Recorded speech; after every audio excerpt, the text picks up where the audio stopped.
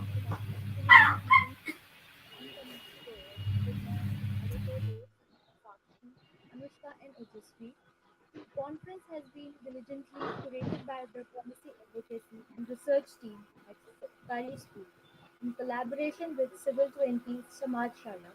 It's a privilege to be welcoming you all to what we are hoping will be innovatory session. I would now like to call upon our coordinator, Arushi Shrivastava, to present a formal address to our guests and viewers and introduce the organization. Over to you, Arushi. Thank you, Kamakshi. Dear guests, it's a glad welcome we bring to you in this afternoon, filled with the ideas, hopes, and dreams that we all share. Good afternoon to one and all present here. I would like to welcome you all to the Student 20 session. I bid a very warm welcome to our speakers, my fellow teammates, and the viewers. It is my honor to welcome our distinguished student speakers for today who have taken out their valuable time to give their insightful presence to this event and share their knowledge and experience with us. Sarkari School, under the aegis of We Citizens Foundation, is an initiative that seeks to bridge the distance between society and government.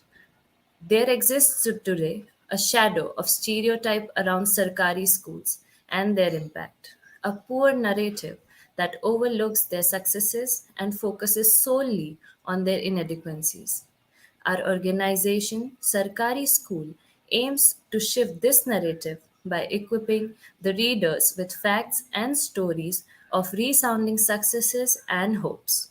It aspires to begin constructive dialogue between educators, policymakers, Sarkari school students, and teachers, amalgamating all ideas and efforts into feasible solutions towards social change. With a multitude of working projects like Project Gudiya, Project Arogya, Project Vedna, Project Kahani Kosh, and Project Sambal beneath its wings, we at Sarkari School aim to uplift government schools and students. The Policy Advocacy and Research team brings together young policy enthusiasts and budding researchers who aspire to make a difference. Our strategy is to work on policy research pertaining to various topics relevant to education in India, and it aims to serve as a knowledge platform for teachers, bureaucrats, policymakers, and other stakeholders. We are sure that this session will greatly advance that aim.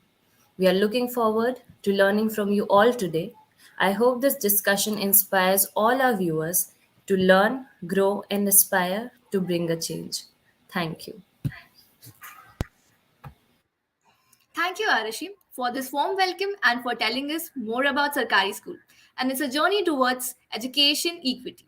Before we proceed further, I would like to call upon the convener of the session, Akansha Rajput, to tell us about the session. Thank you. Good afternoon, everyone. While India holds the presidency of the G20 summit, Sarkari School brings forward 20 passionate students from different states and diverse backgrounds who will put forward their work and vision for G20. They will share the cause they work upon and how, as global citizens, they can contribute to India emerging as the leader of G20. Moreover, it highlights how the G20 will benefit all the member countries. We all know that society is never perfect. It is plagued by inequalities, injustice, exclusivity, rural urban divide, and environmental challenges.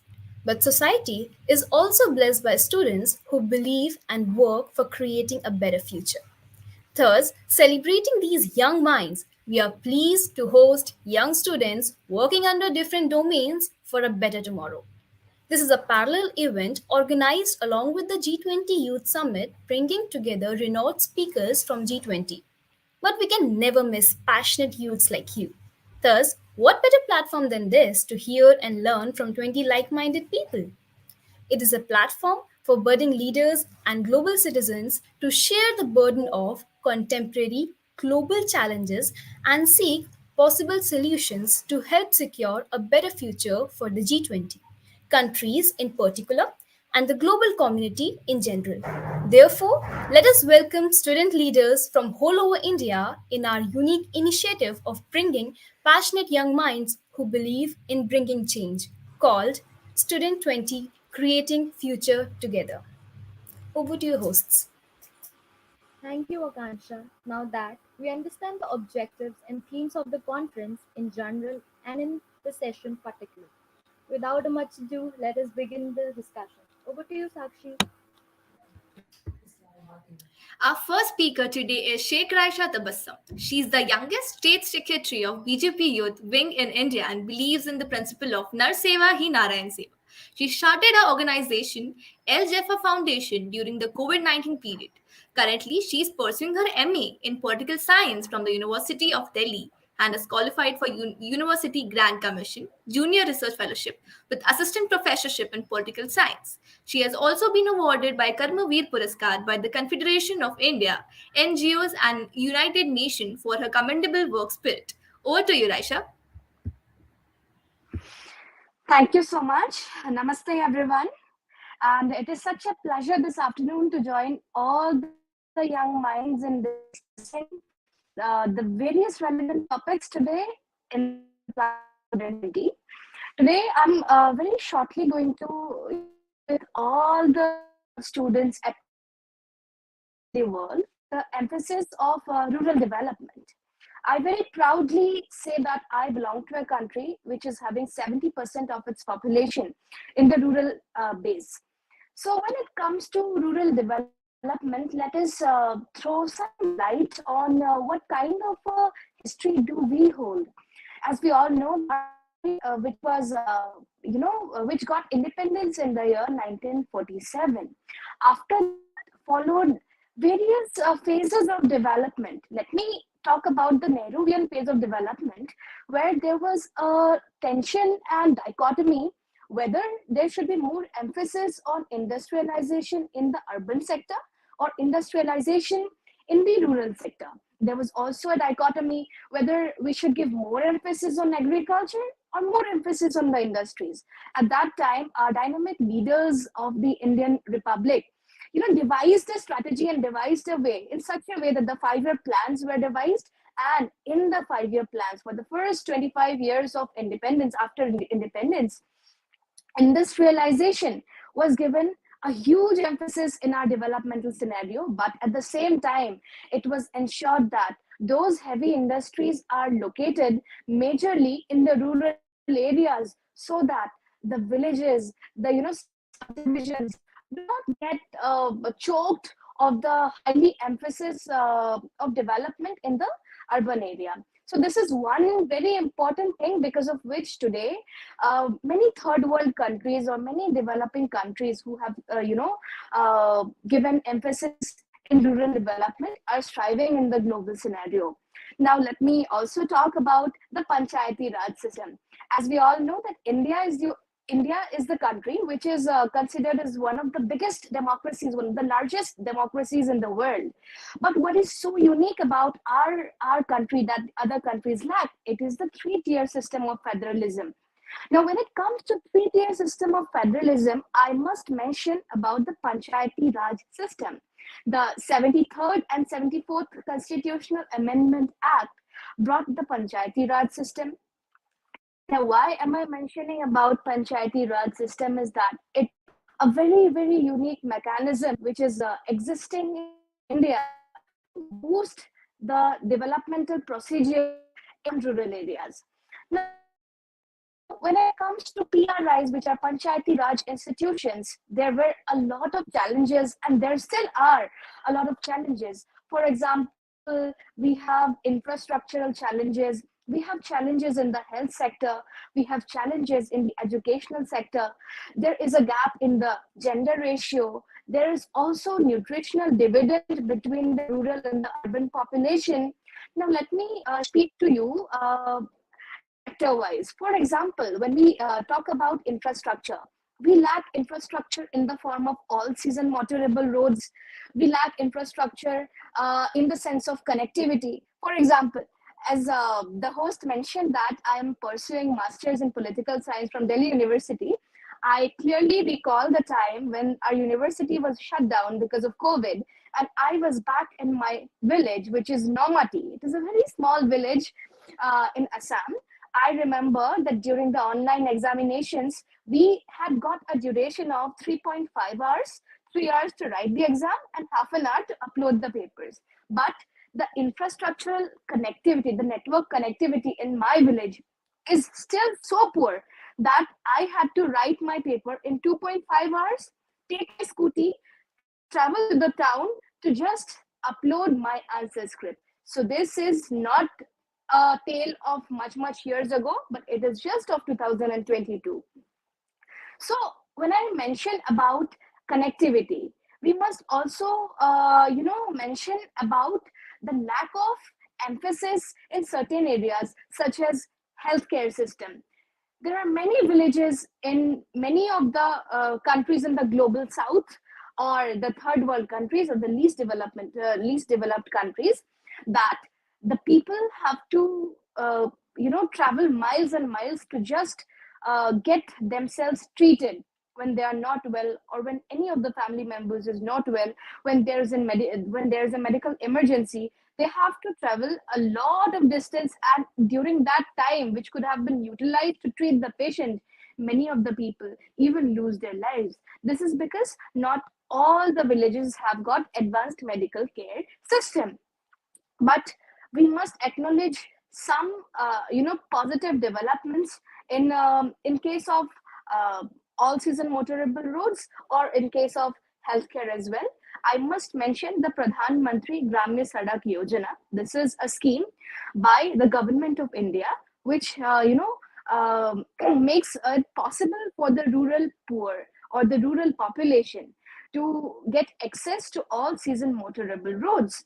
When it comes to healthcare, we must also acknowledge the contribution of the healthcare workers in the villages, the ASHA workers, who play a great role to lessen down the mortality rates of the pregnant women, or the nursing mothers, or the people who are not getting advanced medical treatment. These ASHA workers have played a great role in lowering down infant mortality rate and maternal mortality rate in India.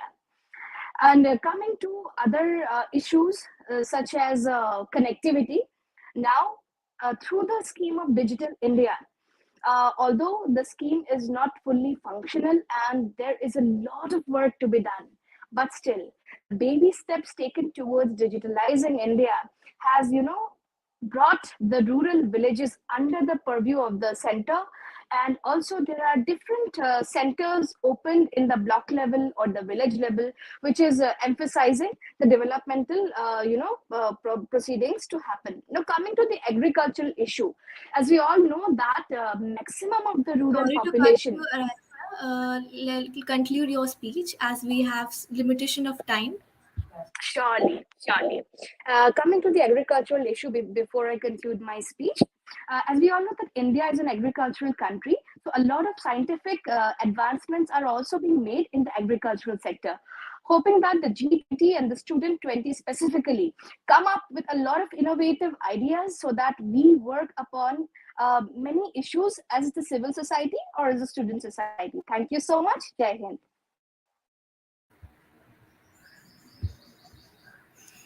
Thank you, Raisha, for your wise words. It was very enlightening. Now, would I like to call upon our next speaker, Sumbul Shaman. Sumbul Shaman is currently pursuing BCom from Magda Mahila College, Patna, Bihar, and is associated with MEDA. Sumbul motivates students to go for skill related courses and focus on personal development. In her free time, she loves to engage with unprivileged children to teach them 21st century skills. She is dedicated learner and passionate to serve society. Over to you.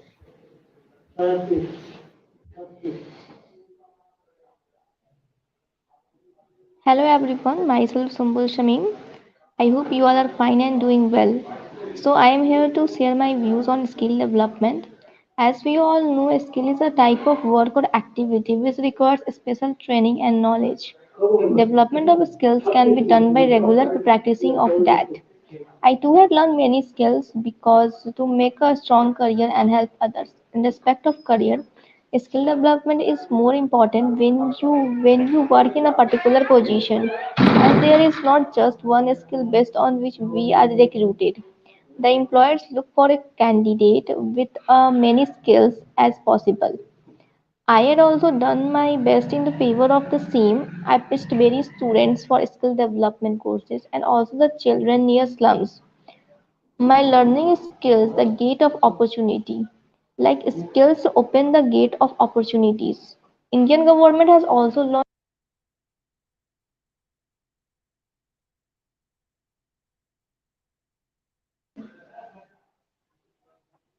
Am I audible? Yeah, Sumbul, you're audible. Yes, ma'am. So Indian government has also launched the Skill India Mission in 2015. Through this government focuses on skill development and entrepreneurship, but it was not up to mark according to me. I found that there must be a systematic planning and which worked the best. We must get together and make a change for skill development. We should understand that knowledge is not a skill. Like the normal student possesses only the basic knowledge which we studied in a class. But skill requires some others. But we should give a special space to skills, and there must be special classes for skill development. In every schools or colleges, there should be a related training according to the preference of students. Like which skills they want to learn, they can learn in slums, and I also associated with some NGO. There I used to go and spend time with the children, where I taught them skills like they are in then that like now they are well speaker. They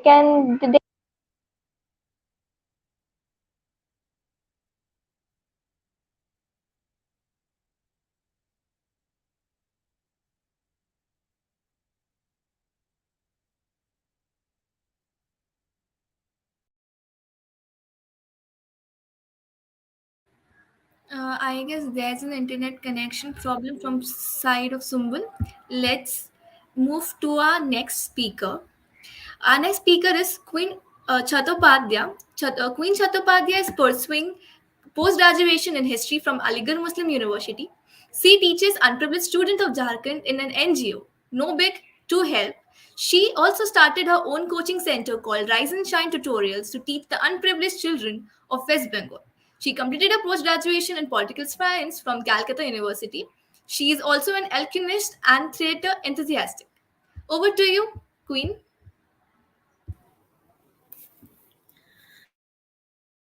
Good afternoon, one and all present here. I thank Abhishek sir and Sarkari School to give me this opportunity. I am going to speak on the topic Education of Women through G20 Lens by Curbing Menstruation, Myth and Taboos. Menstruation is linked with gendered rituals, rules, and taboos.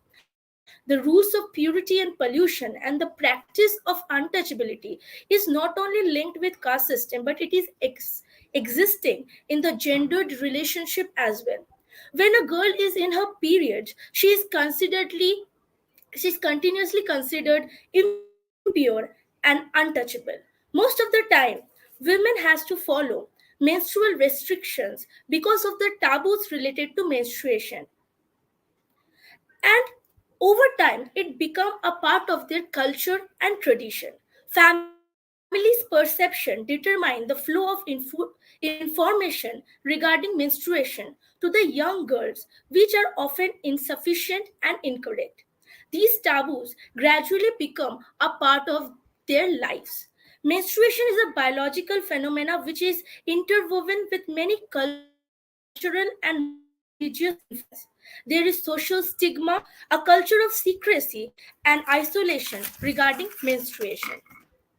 The issues related to menstruation is not discussed openly in Indian society. This has led women to accept their emotional, psychological, and physical problems related to menstruation as a natural phenomenon. In the recent study in West Bengal, it was found that the age women starts menstruating determines the number of female dropout in the school. Now, I will focus on government's scheme to improve menstruation hygiene in school. The Ministry of Health and Family Welfare introduced a scheme for promotion of menstrual hygiene among the girls in the age group of 10 to 19 years in rural areas. The major objective of the scheme were to increase access of high quality sanitary napkin and to ensure safe disposal of pads in the environmentally friendly way. The outreach to adolescent girls were through ASA at the Anganwadi center and nodal teachers at the school. The Indian government is working with the international players to fill the menstrual health management gap by increasing access to wash through national programs like Swachh Bharat. Now, I would like to present a case study of a school in Kolkata, West Bengal. The students of the school have been personally observed and interviewed by me. The girls in the school remain absent on days they have periods. The lack of proper sanitation facilities like separate washroom for girls, proper disposal facilities, unavailability of pads prevents the girls to attend school during their periods. Due to absence of separate toilet, there is a lack of privacy and safety. The girls cannot change their pads and they have to wear over soaked pads all day. There is a constant fear of getting exposed and humiliated in front of their male peers. The young girls who want to go to school maintain a code of silence due to the taboos related to menstruation. These challenges jeopardize the academic performance and the activities of the girls in school. So when I first tried to discuss the topics related to menstruation in school, there was a feeling of awkwardness and discomfort within the girls. These girls are not taught why they bleed and how they can handle their period hygienically. Thus, it became important as well as critical for me to spread awareness regarding menstruation hygiene.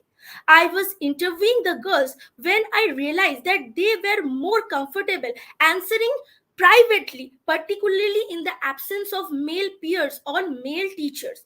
So I understood to make the menstruation awareness program successful, I have to concentrate in 4 A's. First, awareness. Second, availability. Third, adoption. And fourth, action.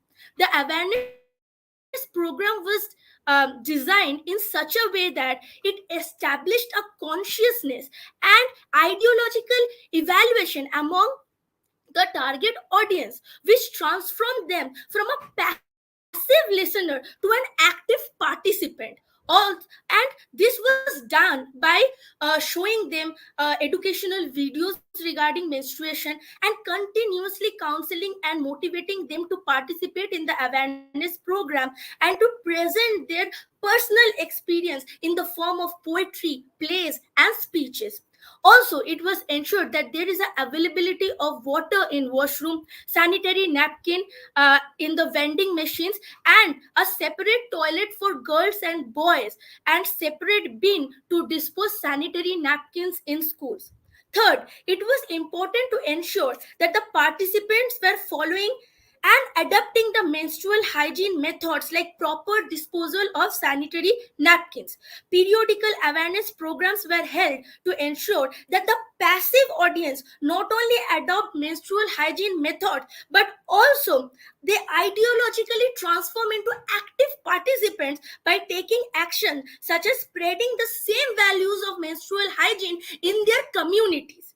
In conclusion, I would like to say that the vision and mission of G20 is to create a world of equality where women can live a life of dignity. Prime Minister Narendra Modi is focusing on G20 presidency is focusing on the G20 presidency, where he's focusing on the women-led economic development in G20 agenda.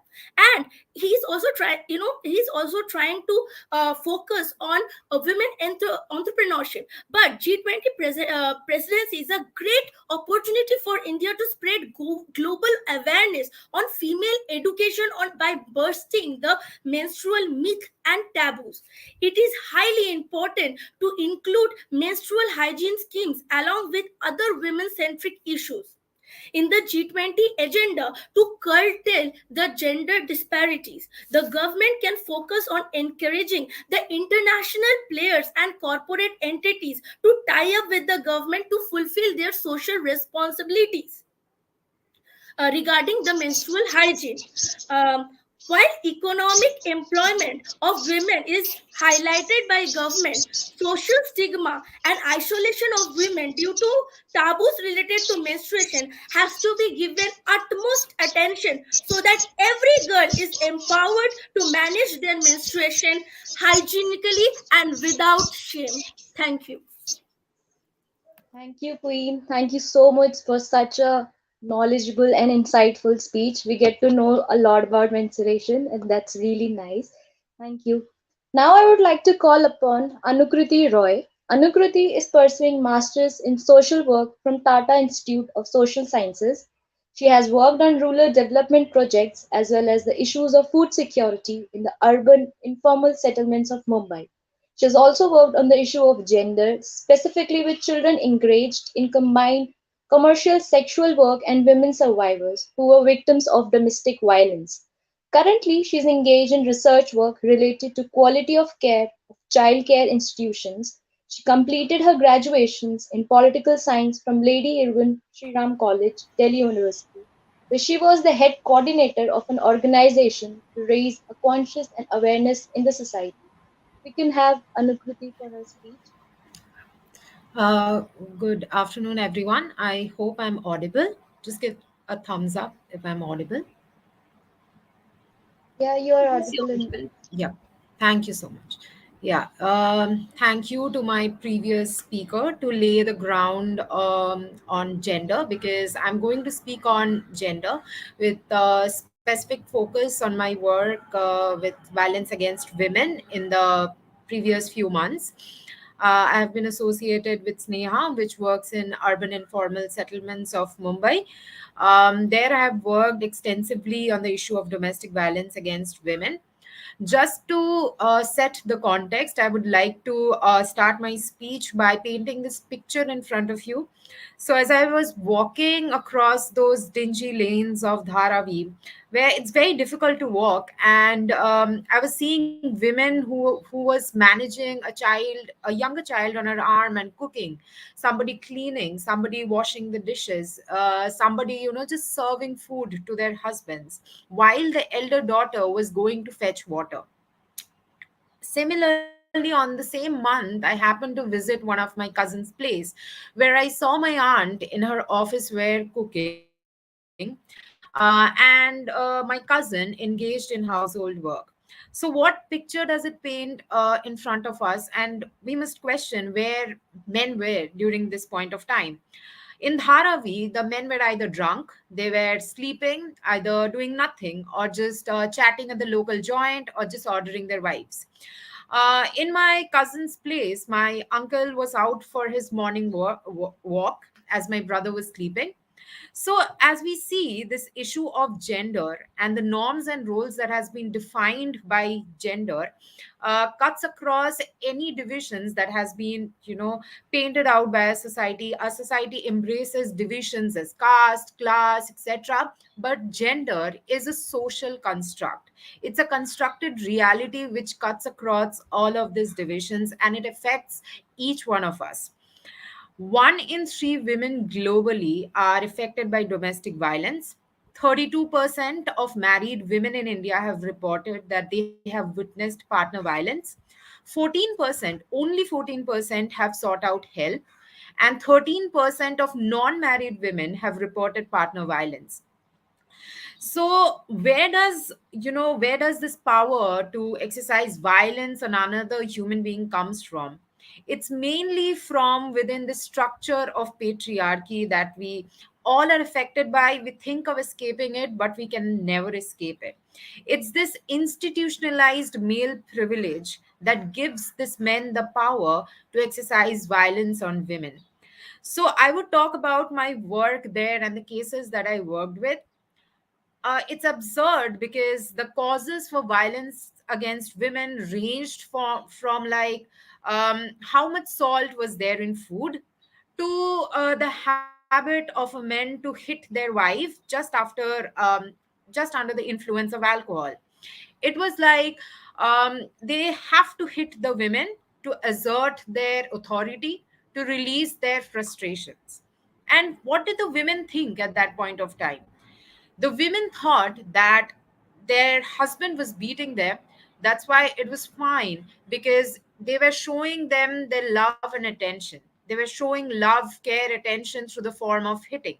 Other women used to come and tell these women who were being hit that at least your husband is coming home to you at night, or at least, men are angry, so they can hit you. These qualities that we have determined for men and women, as women to be caring, loving, helpless, motherly nature, whereas men who are strong and protective. We always, when we go out, we look for our male friends so that they can protect us. Of course, rightly so, because we always think that how much they are, if a man is there, we are protected. We are not protected in a society which is so violent against this section of humanity, which also contributes to their economy. In these urban informal settlements, it's also about the power. It's also about the frustrations of not having any form of livelihood. It's also about, these gender norms being exercised to have a sense of worthiness, because we have stopped recognizing them altogether and they are excluded from a society altogether. So as India assumes G20 presidency, it's very important to start our work along with the public systems, but also within ourselves. Because as we see, we talked about gender equality right before me. So for gender equality, systemic change is very important. But as also we should look in within for empowerment within ourselves, because maybe that there are three instances in our day where we don't recognize when we are manifesting those gender norms, when we are becoming slave to those norms. So as we request for systemic change, it's also important to empower us ourselves from within. We worked with the model of sustainable community development, where we empowered groups of women in order to become leaders of the community, make them question the patriarchal norms that they were being subjected to, become leaders of the community, and help other women in the similar situation. So that's about sustainable community model that we developed. And it's also these NGOs. There are few NGOs which work on the issue of domestic violence against women, because the systems don't support them. It's Anikriti, time sorry to that this cut you. Yes, I'll just Please conclude conclude your it to one. speech. Please conclude your speech. Yes. So it's very important to, like I was telling, support these NGOs with work against violence against women, create the ground for gender equity, and also question ourselves about what norms are we following each day, and try to unlearn them each and every time we become slaves to it. Thank you.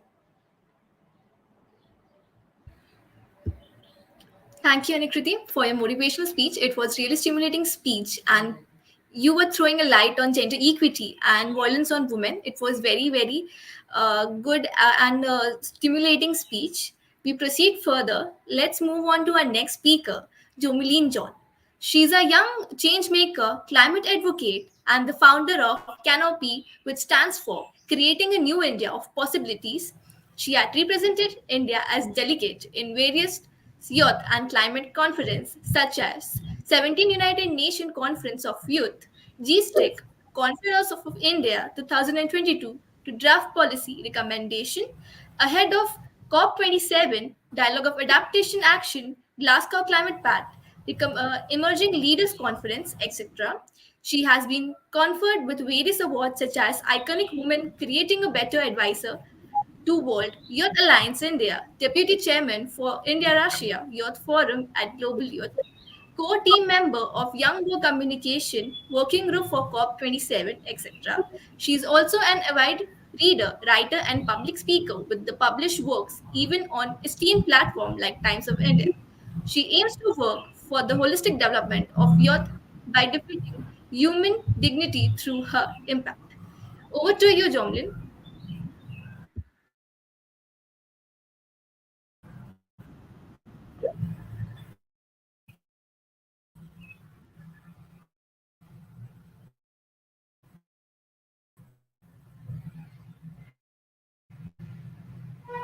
All right.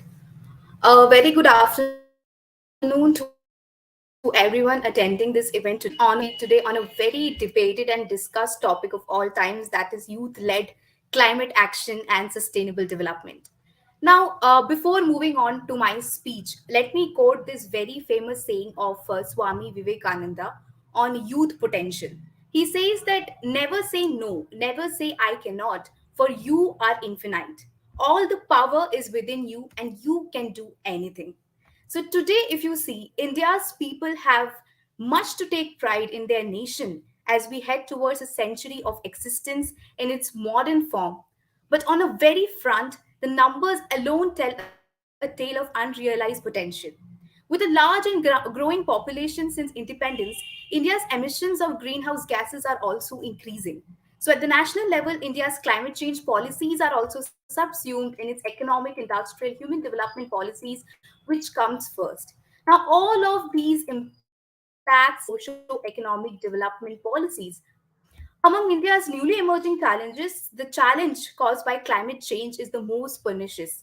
Even though planned economic growth has lifted millions of people out of poverty and reduced inequalities, unbridled climate change threatens to set back that progress by damaging poverty reduction measures countrywide and affecting the poorest region of our country. In such a in such a situation, I believe the government, the policy makers, the non-governmental organizations have a very crucial role to play. But more than that, it is the youth who are we who have a greater role to play.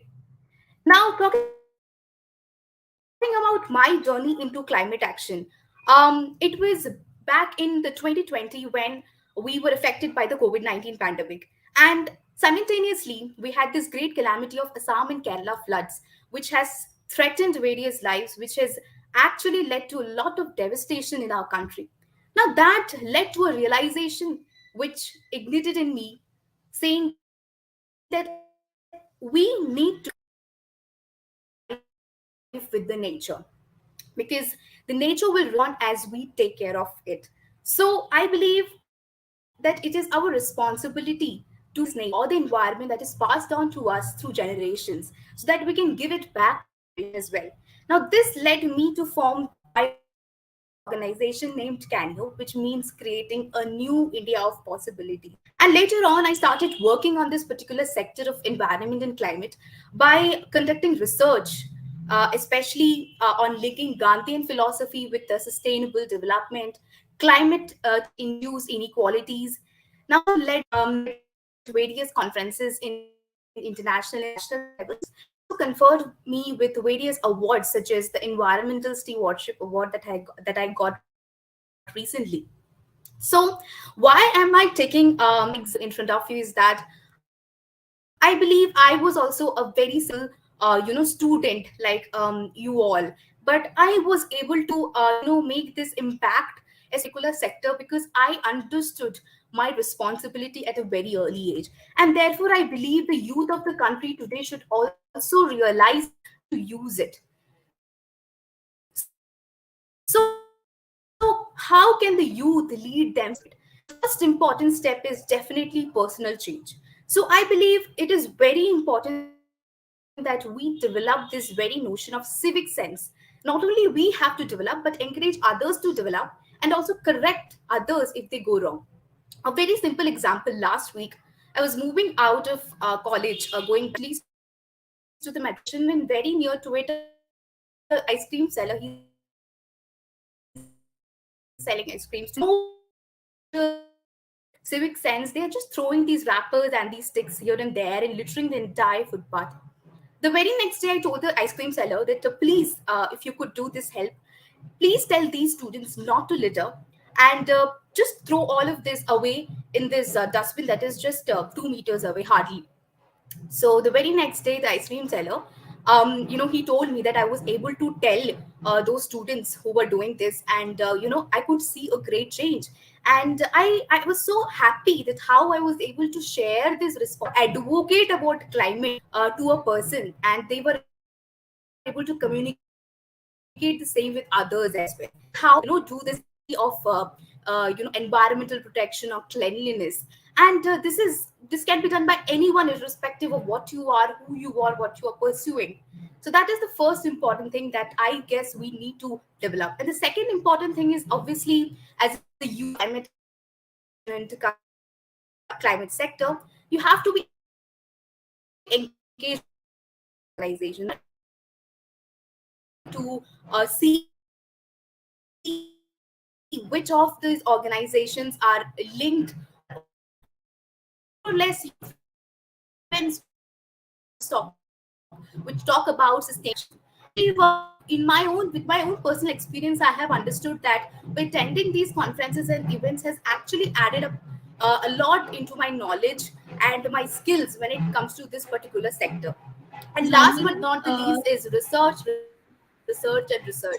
I think researching in this particular topic is very important. For example, in the case of the idea of sustainable development, I believe it is a very normal, Jamleen, definition that we kindly conclude your come speech. across in our books. But I believe that today we have to reapproach this. We have to reapproach this particular idea, and be inclusive in nature. In the sense, it needs to include the concept of human dignity and protection of nature's glory. And I think the one example is who is who has taught us about this much before it was introduced in the international arena. So today, if we look at the concepts of Atmanirbhar Bharat, or the very theme of G20, that is Vasudeva Kudumbakam, one earth, one family, one future, these were all interconnected to this sector.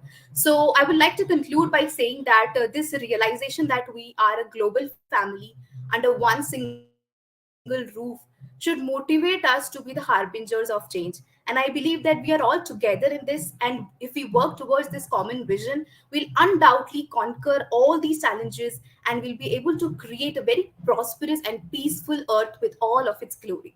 Thank you. Thank you, Jomling, for your engaging speech and your real life stories. It was very great to hear you. Now let's call upon our next student speaker, that is Neha Gupta. Neha is a teacher, social activist, and currently student pursuing pharmacy. Because of her prosperity to caution injustice, she received the Best NSS Volunteer Award and was also nominated as a state level NSS volunteer. She participated in international conference on higher education standards and trend towards multidisciplinary world and attended a workshop by UNICEF. She has also worked for the NGOs including Medha Organization and is also a part of Rotaract International Club. Coming from Barabanki, where the girls are expected to marry after completing the graduation, Neha aims to dispel all such ideas. Let's hear her from now. Hello everyone, am I audible? Am I Yeah, you're audible? audible. Yeah, Jai Hind everyone. So I would like to represent here about the women empowerment. So may I start? Am I audible? Yeah. You may start. So Nari Samajasya Kushal Vastukara. That means woman is a skilled architect of this society. Our culture always shared equal rights to women. We were worshipped as goddess, represent the sign of wealth and power. But unfortunately, our today's society forgets our role and they treat us unequally. So we just want to say women empowerment will come by making the women economically important. But as girls were given poor education, they are not able to get sufficient amount of job and not a handsome amount to live survive peacefully. So I just want to say, in fact, a female, if we see in our most of the houses, if we see the male child is always encouraged by family to go to school. On the other hand, girls were encouraged about the household work. Why we don't say that? Why we always sacrifice ourselves? Why not anyone say that? Let me help you in the household work. You may go and just do your just new learn some new skills and learn complete your assignment. If we get a support by our family, then we can capable enough to fight with society. But the problem is this that our family members are the first one who will try to suppress a girl to not to do educations, to not to learn new things. They will say, "What did you want to do? Why did you want to do this? It's all a waste of time. You just need to marry and just take the responsibilities of family. You have to handle children and all that." But they have to understand that we are the pillars, and if we can't, then no one can. We are the bond between two families. If a girl marry, then he will connect one family to another family. And of course, a woman is capable enough to do all the things. And if you're asking about the as per norms, we have said that many women are not able to take perfect decisions or something. Then we must say that we are capable enough. But no one want to know that what a woman think about others. Because our point of view is not on the basis of only as we can say that we are not only focused on the physical work or not the just we have to take amount, but we also think emotionally. We will make sure that everyone will be in their comfort zone. They don't feel uh, like they don't feel that they are others and we are not treating them equally. This is the main thing. And according to a data, as according to data of 2019, just 25% of women will paid for their work, including Bihar at 12.5%, Uttar Pradesh to 15 to 16%, and Assam to 17 to 19% of their percentage. These are the states of India. They will get the least amount for women for their work. So I was also shocked because this is not on the basis of rural. This is data on the basis of urban area too. So we have to think then why we are facing this kind of discrimination. Because I'm in live in the society where if a man want to divorce to his wife, then it's her fault. But if she don't want to continue for marriage, that means she is not responsible a person. In this era of technology and education, I believe many of the girls don't know how to pay online or how to use online forms to fill their forms. They are just only they need to help. They want someone who will help them to fill the forms. And even if she want to open an account, then she have to say to her brother or to her father, just go with them. Then why they are not capable to do this? I mean, why someone will be there to teach her? Then these are just basic things. If a boy can do this, then you can also do this. But the difference is that now when we want to do this, then they will say, no, you are not capable enough, and you don't need to do this. And in my house, my father will never do this. He will always tell me, just go and do your work by yourself. Because if you don't want to know this, if you can't, then how can you teach others? I am a teacher. So this is my responsibility to treat equally everyone. But if I was, I Conclude have, your. sorry, okay. So I just want to say that in this G20 summit, there our representatives discuss how can we provide a better place to women where we are treated equally, because only a woman can give birth, and if our foundation will weak, then we can't imagine a bright future and strong pillars. We are the pillars of the society. and I'm a girl, and I have to manage a lot of situations without knowing any technical knowledge. And just think about it: if I will know a little bit about the digital marketing or something technical which I don't know, then how this is just surprising enough that if I will manage all these works without any technical knowledge, then I can do it many more things with the help of this. And in last, I just want to say, यत्र नारस्तु पूज्यते रमते तत्र देवता. That means अगर एक नारी को जहाँ पूजा जाता है, देवता भी वहीं निवास करते हैं. Thank you. That's it. Thank you, Neha, for your enlightening speech and focusing on the status of women. Let's go to our next speaker. Now, may I please invite our next speaker, Saurabh Ram Tripathi. Saurabh has worked with many social organizations, including Medha, Pravavansh, Sankara, Gativadi, and Piramal Foundation. He has been actively involved in NSS, debates, and many other extracurricular activities throughout his academic career. He has also represented his university and state level debate competitions. Fundamentally, he aspires to use all his past experience and source of inspiration to contribute to society and politics. Over to you, Saurabh. Thank you, Sakshi. Am I audible properly? Yeah, you're audible. Thank you.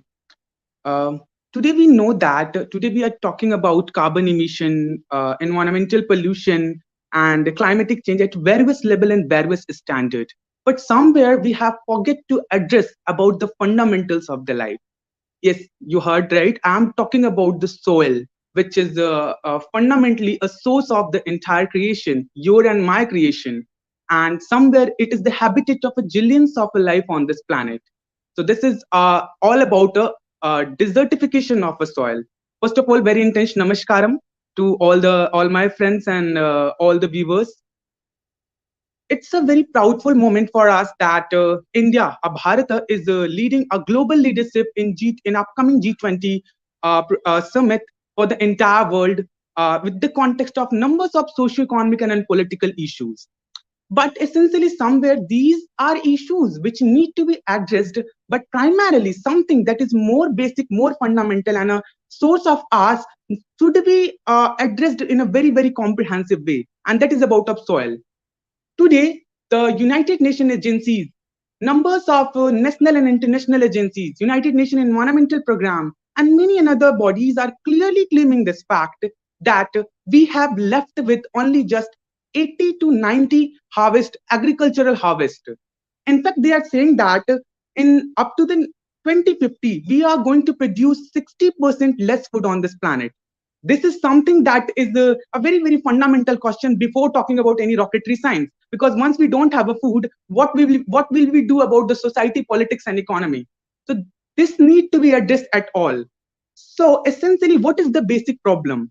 If we'll see that the basic problem is that I need you to take you to the past, that the basic problem is that we have made our agricultural land completely open and ripen up for the direct sunlight. You know the symbiotic process, which is actually a very sophisticated marketplace between our feet, between the microbial life and the plant life. Plant life used to give certain carbon sugars to the microbial life, and they used to extract out a certain minerals for the plant. This is a very, very sophisticated mechanism going beneath our feet, which need to be consistent and insistent for the photosynthetic process to be get to continue on this planet, because photosynthesis is such a beautiful phenomena that should be constantly happening on this planet, because that is the source of our existence. Today, United Nations and many other agencies, as I told, has claimed that we are extracting out the food of future generation. We are eating the food of an unborn child. How devastating it is for us who are so capable, who claiming that we are capable of this and that, but we are extracting out the food of the future generation. This is extremely unhealthy and more heartbreaking for me too. So in this regard, what me, you, and everyone should expect is a solution, a very concrete solution that does not need any kind of a very high amount of financial outlays or a very, very rocketry science or a very sophisticated mechanism. A very simple safe soil policy needs to be enshrined in this nation. We all need to come together. We have to join our hand so that this safe soil policy would become a very significant part in our government manifesto in upcoming election. We all need to come together to raise our voice not only for food, water, and electricity, but for the fundamental, which is called soil. That need to be manifested in our election manifesto. Once this will happen and its enshrinement come, its implication would happen in our nation through various bureaucrats and various mechanisms. This will ensure that the basic necessity of our soil, basic necessity of our life would be constantly maintained. This is very essential for making the oxygen level better, making restoration of environmental degradation is in so many aspects, because a lot of people had talked about it in so many ways. That is only that I need you to tell this, that is only a issue which has generated from the issue of a soil extinction and degradation. So revitalization of a soil is very essential now, and that should be make our part. So this is all from my side, and we all need to come together and raise our voice for the soil. Thank you so much for giving me such a wonderful opportunity. Pranam. Thank you, Saurav. Your speech was very delightful, and it was very memorizing. Now let's move on to our next speaker, Shivanshu Roy. Shivanshu is currently leading Lucknow chapter of Medhavi community, which is working towards making a network of driven professionals by providing them with need-based support. He is also a social activist who involves in various gender health, education, and environment-related awareness programs. He has done a lot of work in different NGOs and has a great deep passion for auditory skills and understanding others. So he is also pursuing his master in psychology. Over to you, Shivanshu. Thank you so much Sakshi. पहले तो काफ़ी अच्छा लग रहा है मुझे आज काफ़ी टाइम बाद इस प्लेटफॉर्म पे दोबारा आके। तो आज हमारे देश के पास में G20 समूह की अध्यक्षता है, जो कि दिखाता है कि हम किस तेज़ी के साथ में आगे बढ़ रहे हैं। जो आज वैश्विक हालात हैं, जिस तरीके से हम पूरी दुनिया को देख रहे हैं, पूरी दुनिया आज भारत की ओर देख रही है। तो भारत को कहीं न कहीं आगे ले जाने की जो ज़िम्मेदारी है, वो हमारे आपके जैसे युवा कंधों पर है। और वो आज इस तरीके से जैसे मैं सभी को सुन रहा था, सब अपने अलग-अलग जिस भी वे में जो भी कर पा रहे हैं, कर रहे हैं, वो बहुत अच्छी चीज़ है। तो मेरा नाम है शिवांशु और मैं पिछले 3 सालों से मेधा के साथ में काम कर रहा हूँ और अभी वहाँ पे एज़ अ चैप्टर हेड अपना रोल निभा रहा हूँ। और इसके साथ-साथ मुझे ये बताते हुए काफ़ी खुशी भी हो रही है कि मैं सरकारी स्कूल के साथ भी काम कर चुका हूँ और इसके साथ-साथ वात्सल्य फाउंडेशन और ऐसी और भी कई ऑर्गेनाइजेशन के साथ में मैंने जितना मेरे से बन पाया मैंने काम किया। तो एक चीज़ जो मेरे साथ में रही कि मैं एक मिडल क्लास बैकग्राउंड से रहा हूँ, तो मुझे बहुत ऐसा मतलब बहुत ऐसी चीज़ें नहीं पता थी जो मुझे लगता है बहुत सारे लोगों को नहीं पता होती है। हम जो देखते हैं हमें लगता है यही सच है। जैसे बचपन के अंदर में हमने देखा कि लाइक मेरे घर में अगर खाने की कोई दिक्कत नहीं है, मेरे घर में मुझे इंटरनेट मिल रहा है, बिजली मिल रही है, सारी सुविधाएँ सब कुछ है, तो मुझे ऐसा लगा कि दुनिया भी ऐसी ही होगी। लेकिन मेधा में आने के बाद में जब मैंने एक्चुअल में कम्युनिटी के लिए काम करना स्टार्ट किया, तो आई रियलाइज़्ड कि this is not the real world. जो मैं देखता था वो केवल मेरी दुनिया थी। और जब मैं निकल के जब सोशल वर्क में आया, तो आई रियलाइज़ कि दुनिया भी मेरे जितना मैं समझता हूँ उससे भी बहुत पीछे है और बहुत कुछ काम किया जाना बाकी है। तो मेधा के साथ जो सबसे पहली चीज़ मैंने जानी कि आज मुझे लगता है कि हमें लोगों को स्त्री-पुरुष या फिर जैसे हम पॉलिटिक्स में बात करते हैं तो हम कास्ट या अलग-अलग तरीके से हम डिवाइड करते हैं। उन सारे मुझे लगता है डिवाइड करने वाले सिस्टम्स को हटा के हमें लोगों को कम्युनिटी के तौर पे समझना होगा। तो कम्युनिटी क्या होती है? बेसिकली ग्रुप ऑफ पीपल होता है कि एक ऐसे लोग जिनके इंटरेस्ट सेम हो। वो मे बी उनकी एज की वजह से हो, मे बी उनका अपने एकेडमिक्स की वजह से वो अपने इंटरेस्ट शेयर कर रहे हो, कुछ भी ऐसा हो जिसकी वजह से वो अपने इंटरेस्ट शेयर कर रहे हो। तो मेधावी कम्युनिटी के अंदर में हम इसके ऊपर में काम करते हैं।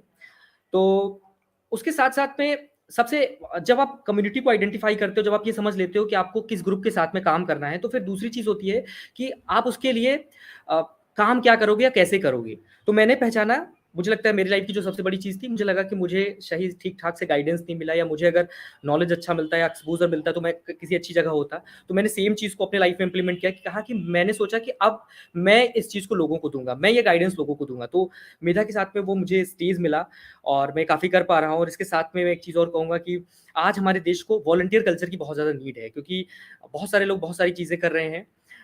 लेकिन मतलब मैं देखता हूँ कि आज जब भी हम किसी गवर्नमेंट जॉब की बात करते हैं, जब भी हम किसी ऐसे रिनाउंड जॉब की बात करते हैं, तो बहुत सारे एप्लीकेशंस, बिलियंस ऑफ एप्लीकेशंस भरे पड़े हैं। लेकिन जब हम वॉलंटियरशिप की बात करते हैं, जब हम सोसाइटी के लिए किसी सोशल चेंज, किसी इश्यू के ऊपर लोगों को कलेक्ट करना चाहते हैं, तो वहाँ पे लोग इंटरेस्ट नहीं दिखाते। तो ये दिखाता है कि कितनी कमी है। लेकिन इसके साथ में जैसा कि हमारे ये इनिशिएटिव्स हैं, आप लोग, हम सभी मिलकर इस कल्चर को कहीं न कहीं हटा रहे हैं, तो जो कि बहुत देखना बहुत अच्छा लगता है। तो मेधावी कम्युनिटी के साथ में काम करते कुछ इंटरवेंशन एरियाज हमने पहचाने, जो मैं आज यहाँ बताना चाहूँगा। सबसे पहली चीज़ है कि आज के युवा के पास में एक बहुत बड़ी प्रॉब्लम है कि उसके पास में लिमिटेड करियर ऑप्शन है। स्पेशली मैं यूपी से बिलोंग करता हूँ, और अगर आप यूपी, बिहार या जो जो स्टेट्स उतने अभी आगे नहीं निकल पाए हैं, अगर आप वहाँ पे देखो तो वहाँ पर उनके पास में बहुत कम करियर ऑप्शंस है। मुझे लगता है अगर कुछ गवर्नमेंट जॉब हटा दो तो उनको ये भी नहीं पता कि वो ज़िंदगी में क्या-क्या बन सकते हैं। तो बहुत ज़रूरी है कि हम उनको अलग-अलग चीज़ों का एक्सपोज़र दें। जो मैंने कोशिश की, जो हमारे चैप्टर ने कोशिश की कि हम कैसे अपने साथ के लोगों को वो एक्सपोज़र दे पाएँ, अलग-अलग चीज़ों के बारे में बता पाएँ। इसके साथ-साथ पैशन के ऊपर उनको एनकरेज करने की ज़रूरत है। मेबी मुझे गिटार बजाना बहुत पसंद है, गाना गाना बहुत पसंद है, या मुझे बोलना बहुत पसंद है। तो मैं अपनी इस स्किल को ले जाके कैसे देश के लिए, दुनिया के लिए, या मैं कैसे अपने आप को एक व्यक्ति के रूप में स्थापित कर सकता हूँ इस दिशा में आगे बढ़ने के लिए। तो मुझे लगता है कैसे हम लोगों को अपने पैशन को परस्यू करने के लिए मोटिवेट कर सकते हैं, वो बहुत ज़रूरी है। अभी यहाँ पर बहुत सारे लोगों ने जेंडर गैप के बारे में बात की कि किस तरीके से लड़के या लड़कियाँ एक दूसरे से पीछे हो रही हैं। मुझे लगता है कि हमें अब जेंडर गैप से ज़्यादा मुझे लगता है एज़ अ ह्यूमन लोगों को पहचानना शुरू करना होगा। क्योंकि जब हम फीमेल्स को मोटिवेट करते हैं, फीमेल्स राइट के बारे में बात करते हैं, तो कहीं न कहीं मेल पीछे छूट जाते हैं। लाइक अगर मैं बात करूँ तो बहुत सारे ऐसे मेल्स हैं जिनके ऊपर सामाजिक ज़िम्मेदारियाँ इतनी ज़्यादा हैं, सोशल रिस्पॉन्सिबिलिटीज़ इतनी ज़्यादा हैं, उनके साथ में इतनी प्रॉब्लम्स हैं। जब हम फीमेल्स की बात करते हैं, उनके साथ भी ऐसी बहुत सारी दिक्कतें आती हैं। तो दोनों को अलग-अलग ना देखकर अगर हम एज़ अ ह्यूमन पोर्ट्रे करना शुरू करें, और जो भी दोनों में डिफरेंस है उनको एज़ अ स्ट्रेंथ पोर्ट्रे करना शुरू करें, तो मुझे लगता है कि हम इस चीज़ को भी इस चीज़ के साथ में मिलकर एक अच्छी सोसाइटी बना पाएँगे। और एक और इंटरवेंशन एरिया है हमारा कि हम ओवरऑल वेलबींग को कैसे बेहतर कर सकते हैं। ख़ास तौर पे पीछे कोरोना का टाइम बीता, जहाँ पे मेंटल वेलबींग के ऊपर में काम करने का हमें मौका मिला। तो हमने पहचाना कि आज का यूथ स्पेशली जब से टेक्नोलॉजी आई है, जब से जियो का दौर आया है कि अब हम सब फ्री में सबसे बात कर सकते हैं, तो बात करना तो और भी कम हो गया। तो एक ऐसे दौर में कैसे हम अपनी मेंटल वेलबींग पे फोकस कर सकते हैं, कैसे अपनी फिजिकल वेलबींग पे फोकस कर सकते हैं, यह बहुत ज़रूरी है। और इन सबसे आगे बढ़कर आज जितने युवा इस मंच को सुन रहे हैं, उनके बीच में मैं बहुत सारे लोगों से मिलता हूँ, तो एक चीज़ मैं सुनता हूँ कि वो मेरे से बोलते हैं कि आप संडे को इवेंट में ऑर्गेनाइज़ मत करवाना, या संडे को हमें मत बुलाना। मैं पूछता हूँ क्यों यार, संडे को तुम फ्री रहते हो? बोलते हैं संडे को मैं तो फ्री रहता हूँ, पर संडे को मेरे घर पे पापा होते हैं या मम्मी होती हैं। तो वो अपने पापा या मम्मी की वजह से या और सोशल कांस्टेंट की वजह से कई बार इवेंट्स में, या कई बार जो जो वो सोशल एक्टिविटीज़ वो कर सकते हैं उसमें पार्टिसिपेट नहीं कर पाते हैं। तो एक जो ड्रॉप डाउन की बड़ी वजह दिखती है, वो मुझे दिखती है कि रोल ऑफ पेरेंट्स। तो कैसे हम पेरेंट्स को मोटिवेट कर सकते हैं, कैसे हम पेरेंट्स को मुख्य धारा में ला सकते हैं, कैसे हम उन्हें मोटिवेट कर सकते हैं कि आप अपने बच्चे को भेजिए, कि वो भी सोशल चेंज का एक वाहक बने। और इसके साथ-साथ मुझे लगता है कि एंड में मैं कहूँगा कि एनवायरनमेंट के लेवल पर एनवायरनमेंट के इश्यू के ऊपर में मैं कहना चाहूँगा कि आज हम सभी कम्युनिटी लीडर्स को अपने एंड से कोशिश करनी चाहिए। हमें डेज़ की प्रतीक्षा नहीं करनी चाहिए। मुझे ये नहीं सोचना चाहिए कि मुझे जब एनवायरनमेंट डे आएगा तब मैं फ़ोटो लगाऊँगा। लाइक रिसेंटली हमने एक कैंपेन लॉन्च किया, सेल्फी विद झूला।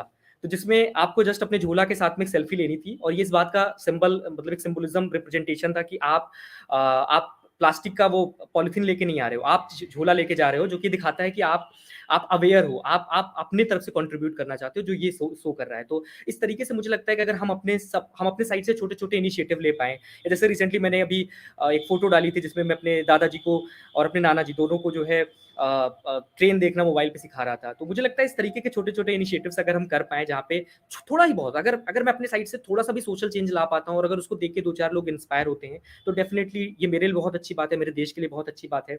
और इन सब के साथ में आज सरकारी स्कूल जो कि एजुकेशन के एरिया में काम कर रहा है, और मैं खुद अपना झुकाव तेज़ी से एजुकेशन के एरिया में देखते हुए मुझे बड़ा अच्छा लग रहा है। तो एक चीज़ मैं कहूँगा कि जिसकी बहुत ज़रूरी है कि आज हम सभी को क्रिटिकल थिंकिंग की बहुत नीड है। और मुझे लगता है कि एजुकेशन को इस एरिया में बहुत काम करने की ज़रूरत है। मतलब आज हम बच्चों को ऐसा सिखा देते हैं, A for apple, B for boy. वो बी फॉर बनाना क्यों नहीं बोल सकता, या ए फॉर वो एयर क्यों नहीं बोल सकता। ऐसे बहुत सारी चीज़ें होती हैं। हम क्यों उसको रटवा रहे हैं, हम क्यों उसको बार-बार बता रहे हैं कि भाई तुमको बस ये चीज़ मैं तुम्हें बोल रहा हूँ, तो तुम्हें इस चीज़ को मान लेना चाहिए। तो मुझे लगता है कि अगर हम ये थोड़ी-सी एक उनके अंदर में क्रिटिकल थिंकिंग डाल पाएँ, अगर हम उनके अंदर में इस तरीके का एक उनके अंदर विकास कर पाएँ कि वो क्वेश्चन कर पाएँ, वो पूछें कि भाई ये क्यों? मैं स्टूडेंट 20 में मुझे जाना है तो क्यों? या अगर उसके पापा उसको किसी चीज़ के लिए रोक रहे हैं, तो अपने पापा से पूछ सके कि पापा आप मुझे क्यों रोक रहे हैं? या सोसाइटी किसी खास वे में, सर्टेन वे में रिएक्ट कर रही है, तो सोसाइटी सर्टेन वे में रिएक्ट क्यों कर रही है? तो अगर ये सारे क्यों हम बना पाएँ, तो डेफिनिटली हम काफ़ी अच्छा कर पाएँगे। तो एंड में मैं इतना कहूँगा कि 19वीं सदी ब्रिटेन की थी, 20वीं सदी अमेरिका की थी, और 21वीं सदी भारत की है। और तो आइए हम सभी मिलके भारत को विश्व गुरु बनाते हैं, वैश्विक स्तर पे एक महान देश के रूप में स्थापित करते हैं। बहुत-बहुत धन्यवाद। धन्यवाद शिवांशु, आपने बहुत ही अच्छे विचार प्रकट किए हैं आशा है हमारे दर्शकों को आपके विभिन्न विषयों से संबंधित जो भी विचार थे और जो भी अनुभव थे, उनसे बहुत कुछ सीखने को मिला होगा। So moving on to our next speaker. Our next speaker for the session is Vishnupriya Sharma. Vishnupriya is a teacher and counselor by profession, but an artist, social worker, and public speaker by passion. She has completed her graduation from Gargi College, Delhi University, and she is currently pursuing masters in psychology. She has been honored with 22 awards in multiple categories. Recently, she also emerged as Miss Delhi 2022 first runner up. She has been performing theatre and dance for the last 15 years. Vishnu Priya also holds an immense passion towards child holistic development and is currently working on her research to add realistic life skills which will help children make accurate decisions and solve life problems without fear and stress. Beside this, she is working on menstrual awareness and women development. So I would like Vishnu Priya to please present her views. Thank you for such glorious introduction, Ojasvi. Am I audible? Yeah, okay. Yeah. So, yeah, namaste everyone. I am Vishnu Priya Sharma. I would love to start with Nelson Mandela's quote that education is the most powerful weapon which you can use to change the world. And I completely believe in it. If I talk about my education journey, I was not a bright student up to 10th standard. But when I stepped into 11th standard, boom, my marks and quality of education have been upgraded, and I was honored with academic topper in 12th standard. Can you guess? Can you guess what pushed me to achieve all of it? Belief of my teachers in myself. And that day, I had decided that no matter what else I'm going to achieve in my life, but teaching and counseling students, people, will always remain my topmost priority. So here I am. I completed my BA to become a professional teacher and pursuing MA psychology so that I can contribute my skills and abilities into the psychological development of students. I can make them believe in themselves, their abilities, their talents. Because as a teacher, I believe each and every student or person is unique, talented in his or her own way. I remember when I was honored with Miss Delhi first runner up. During my question answers round, one of my jury member asked me, like, Vishnupriya, just tell me what makes you different. And I replied, without taking enough time, the belief I'm holding for myself. I completed my schooling from a government school, जिसका नाम सुनकर शायद आज भी कुछ लोग ये कहते हैं गवर्नमेंट स्कूल के बच्चे ज्यादा तरक्की नहीं कर पाते हैं, राइट? अगर मैं इस मिस दिल्ली कंपटीशन के मंच पर खड़े होकर गर्व से अपने बारे में बता सकती हूँ और जीत सकती हूँ, तो मुझे पूरा विश्वास है कि गवर्नमेंट स्कूल के वो लाखों करोड़ों बच्चे भी IAS officer, doctor, lawyer, pilot और बहुत कुछ बन सकते हैं. और मैं ऐसे बहुत लोगों को जानती हूँ जिनकी स्कूलिंग बहुत साधारण हुई, लेकिन खुद पर विश्वास और सही गाइडेंस की वजह से उन्होंने अपनी लाइफ में एक्स्ट्रा ऑर्डिनरी अचीवमेंट हासिल किया है. बात प्राइवेट और गवर्नमेंट स्कूल की नहीं है. एजुकेशन सिस्टम तो इंडिया में सबके लिए सेम ही है.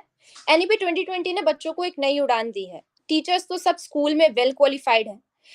बस जरूरत है उनके द्वारा स्टूडेंट्स को सही समय पे रिसोर्सेज और गाइडेंस प्रोवाइड करने की, क्योंकि बहुत बार सही वक्त पे गाइडेंस और रिसोर्सेज ना मिलने की वजह से बहुत से स्टूडेंट्स अपने स्किल्स, टैलेंट्स यूटिलाइज ही नहीं कर पाते.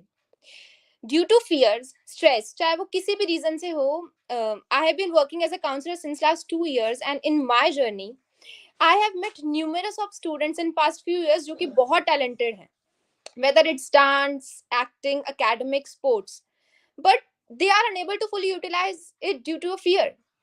See, having fear is very common. आप में भी fear होगा, मुझ में भी fear होगा, बहुत से लोगों में fears होता है, ठीक है? And that the fear is very common, the fear of failure. लेकिन उस फियर से कोप अप करके हम अपनी जर्नी में आगे बढ़े, that is what matters the most. Because in our society we have been taught to inculcate success oriented mindset, and when the failure hits, student finds themselves miserable.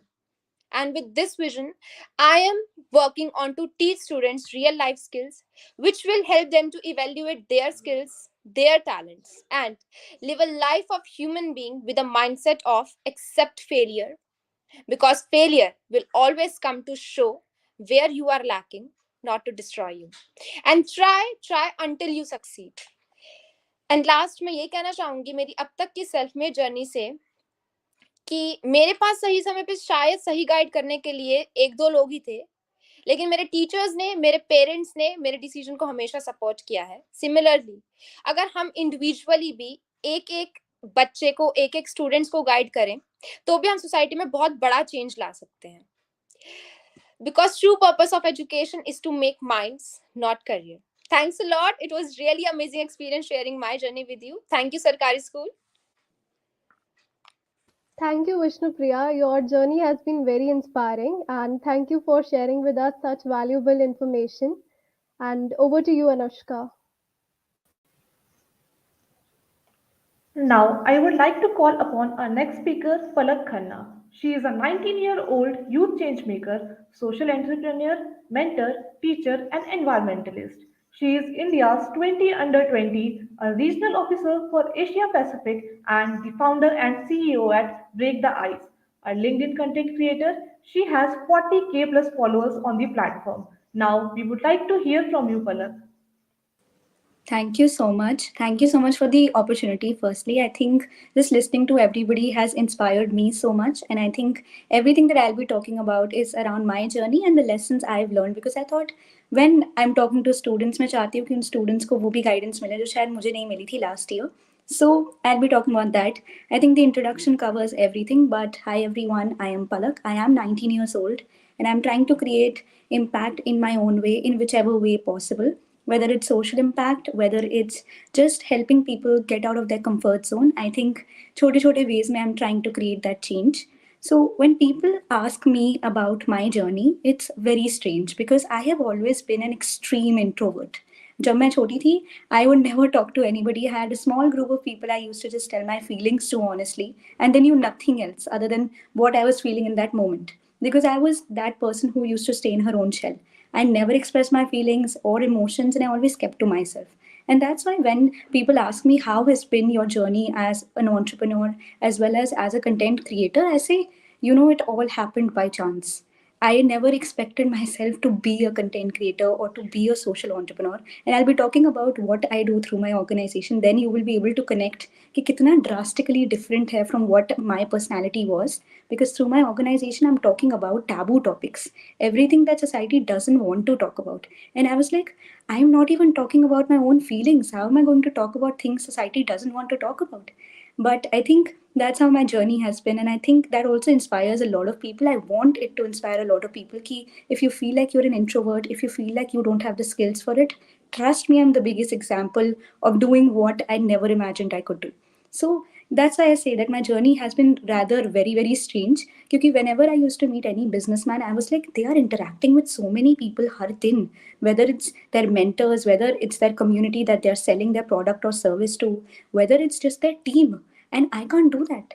Honestly, I love to stay in my own shell.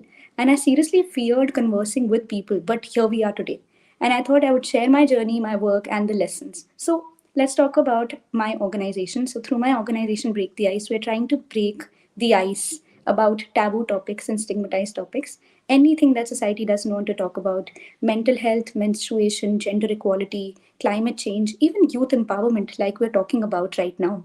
Because youth empowerment एक taboo नहीं है, but there is also no action being taken to empower us. I know the government is taking action now, but at the time that I opened the organization, which was a year back, I thought that it is also an essential topic to talk about because youth deserves to know things. And बहुत सारी times society is not talking about things which are important just because they have a stigma.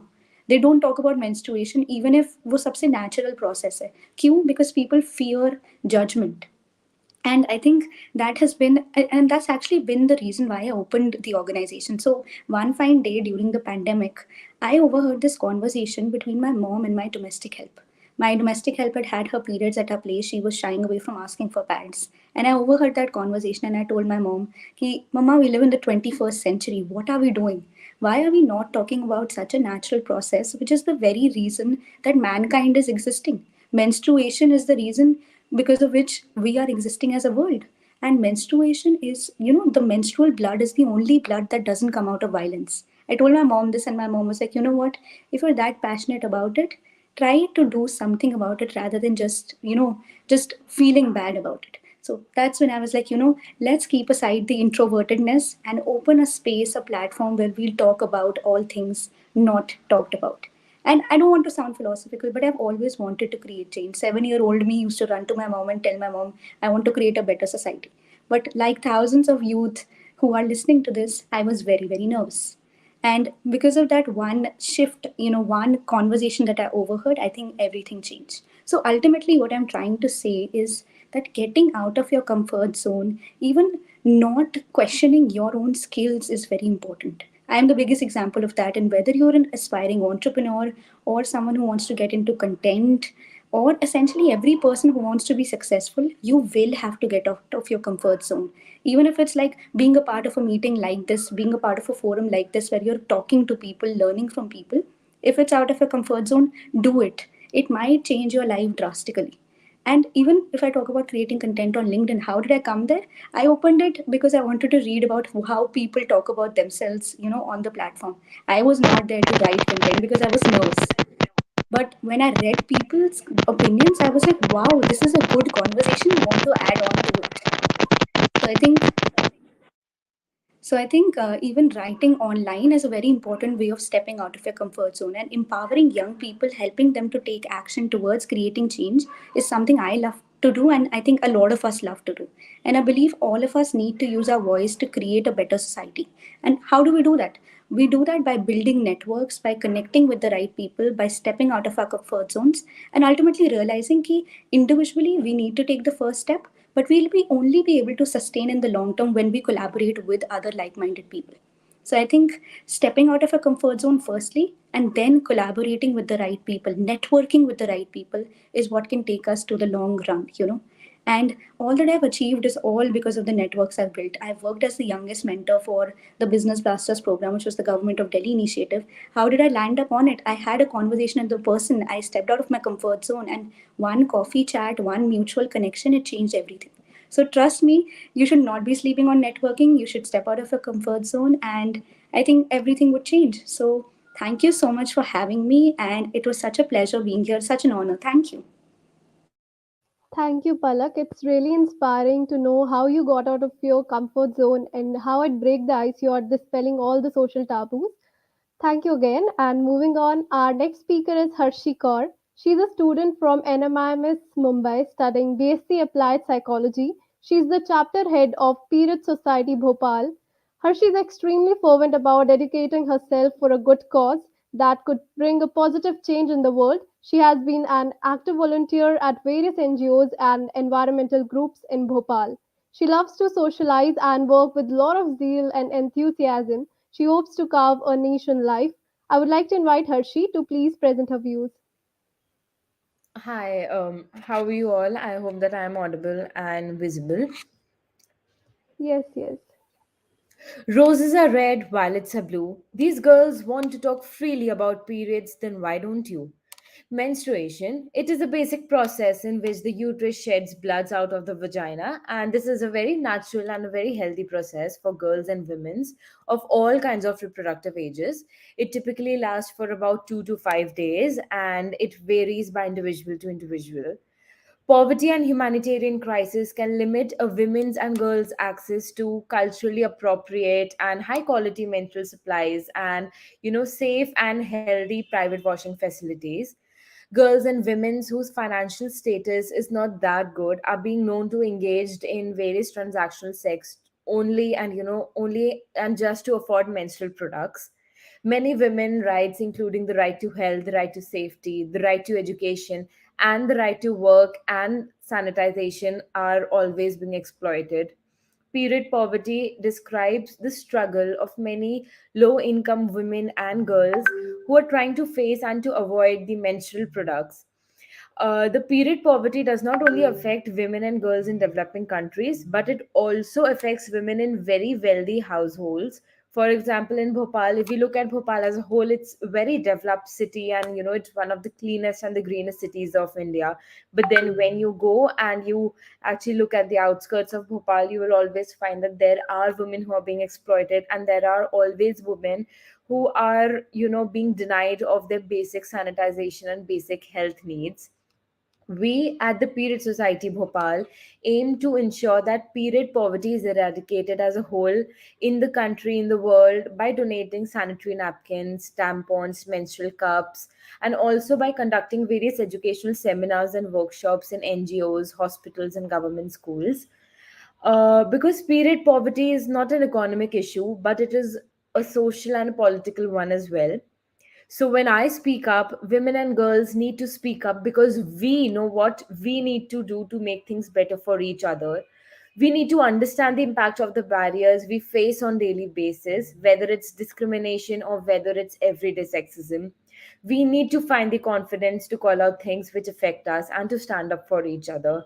We can only fight this battle as a whole, and only, changing one person, just one person's views may also help in changing the other person's views, because this is like an on-site observation which I've seen, that I was at a government school where we were talking about menses and periods.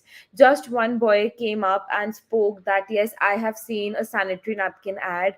We had a popcorn effect just because one person popped out that, okay, I have seen a sanitary napkin ad, and the other males also accepted that, yes, periods are an issue, their girlfriends have faced it, but then they are also very scared to talk about it. So we as a whole need to eradicate this whole issue. And like, we talk about so many things in, just a normal everyday dining table conversation, we need to make periods also a dining table conversation. So, yeah, that is all about it. And thank you so much for having me. It's been a pleasure. It's been an honor. Thank you so much. Thank you, Sachi. And you rightly said that periods is not only an economic issue, but it is a social issue as well. And you touched upon the issue, and I think that this will help in creating awareness. Now, I would like to call upon our next speaker, Medha Toshti, currently serving as the Vice President of the Department of Political Science, Janki Devi Memorial College. She has been associated with UNODC's Lockdown Learner Series during COVID 19. She has been on the panel of UNODC's Global Dialogue Series, which focused on strengthening peace, justice, and SDGs through education. She hails from a small town in Jharkhand and has made teaching resource videos for government school students in collaboration with Jharkhand Council of Education Research and Training. Her areas of interest include SDGs, international relations, public administration, comparative government and politics. Debating, creative writing, and MUN has also been her forte since school days. She is passionate about world issues and aspires to serve in the Indian Foreign Services. Medha, the stage is yours now. Hello all, I hope I'm clearly audible and visible. Can you please give me a prompt? Yeah, you are. Yeah, okay. So, good afternoon to everyone tuning in here. First of all, I would like to extend my gratitude, as always, to Sarkari School for inviting me here as one of the speakers here at the conference. I mean, I feel so elated to share the panel with such inspiring young leaders across India. And I would try to keep my speech very crisp because of obvious time constraints. So I would first like to give you a background of the initiatives that I've taken in the past, which concerns mainly with school education and digital inclusion, especially in the remotest areas. And I am so glad that the previous panelist, Palak Khanna, highlighted the power of networking, as a lot of my work revolves around it. So kudos for that. I'll just start off with it. As we all know, that technology has become an integral part of education. It became even more important during pandemic to when the schools were actually shut, and like many, I mean, even you must have realized, it made me visualize the importance of digital inclusion, whether it be in urban towns or in rural areas.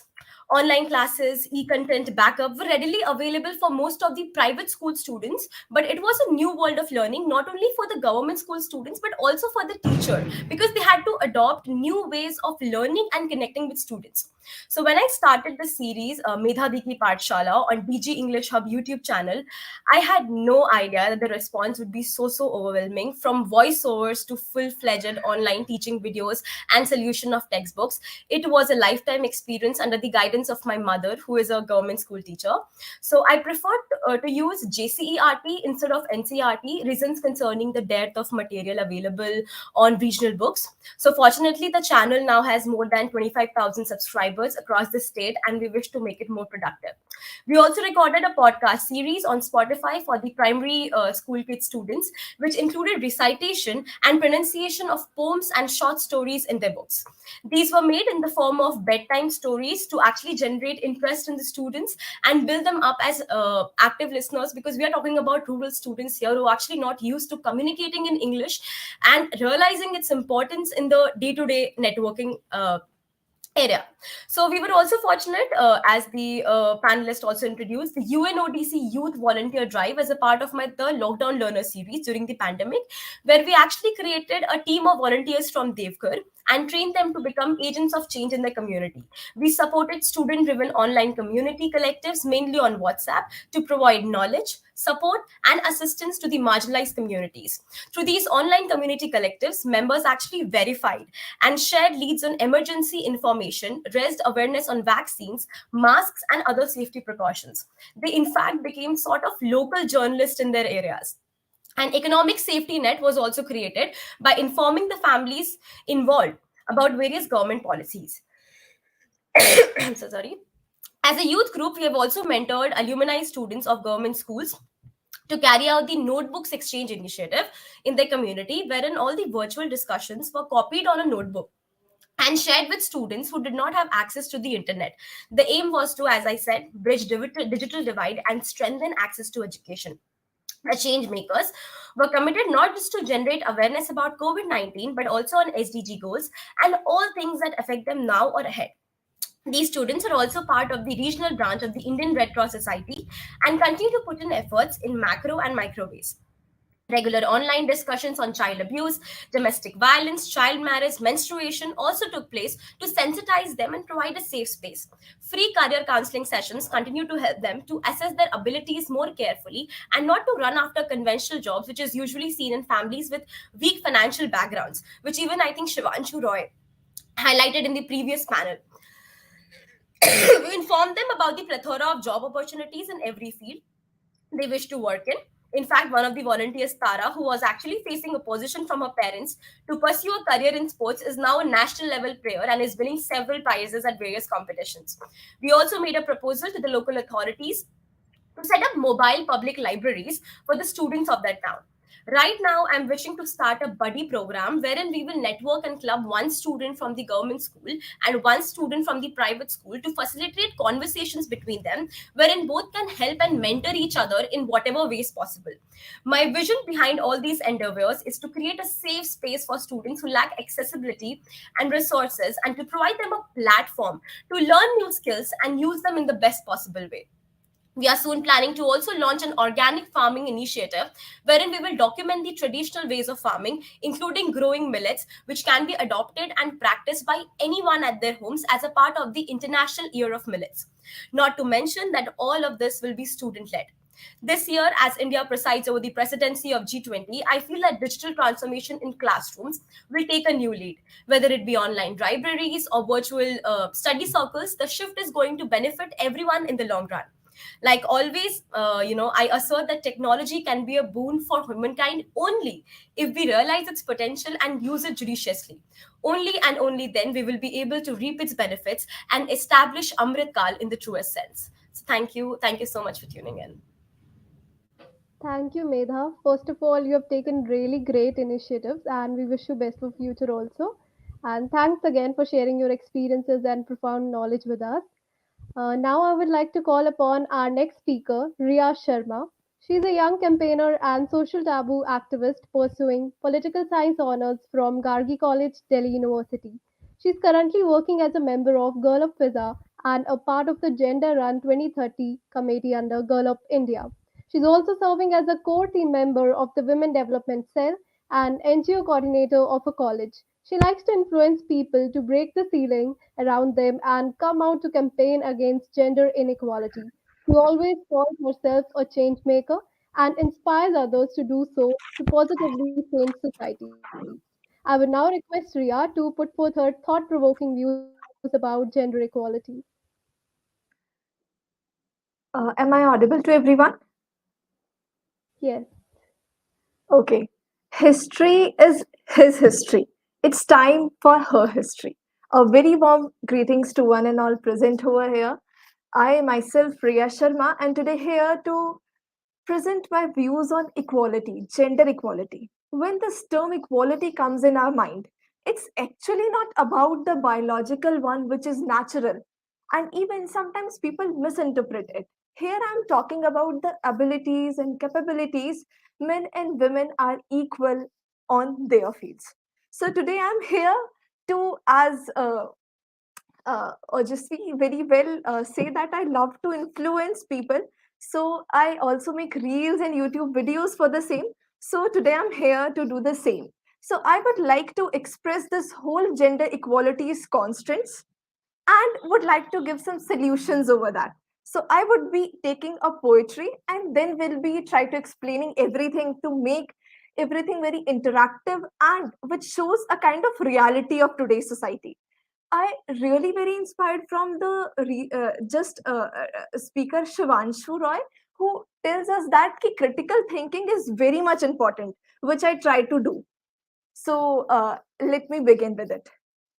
Same degree same position पर लड़के का ज्यादा veg है मैं पूछूं तो कहते casually तुम्हारी तो कुछ और रिस्पॉन्सिबिलिटीज की स्टेज है शादी बच्चे किसमें हो वो बताते मुझको एज है फ्रीडम का आसमां दिखाकर डाला जेंडर वाला केज है वो एग्जिस्टेंस तेरी फेड करे जब तू रेनबो वाला रंग हो जा ओ स्त्री चल दबंग हो जा so from this poetry, from these lines, I would like to depict the equality and responsibility which society tries to give to a woman.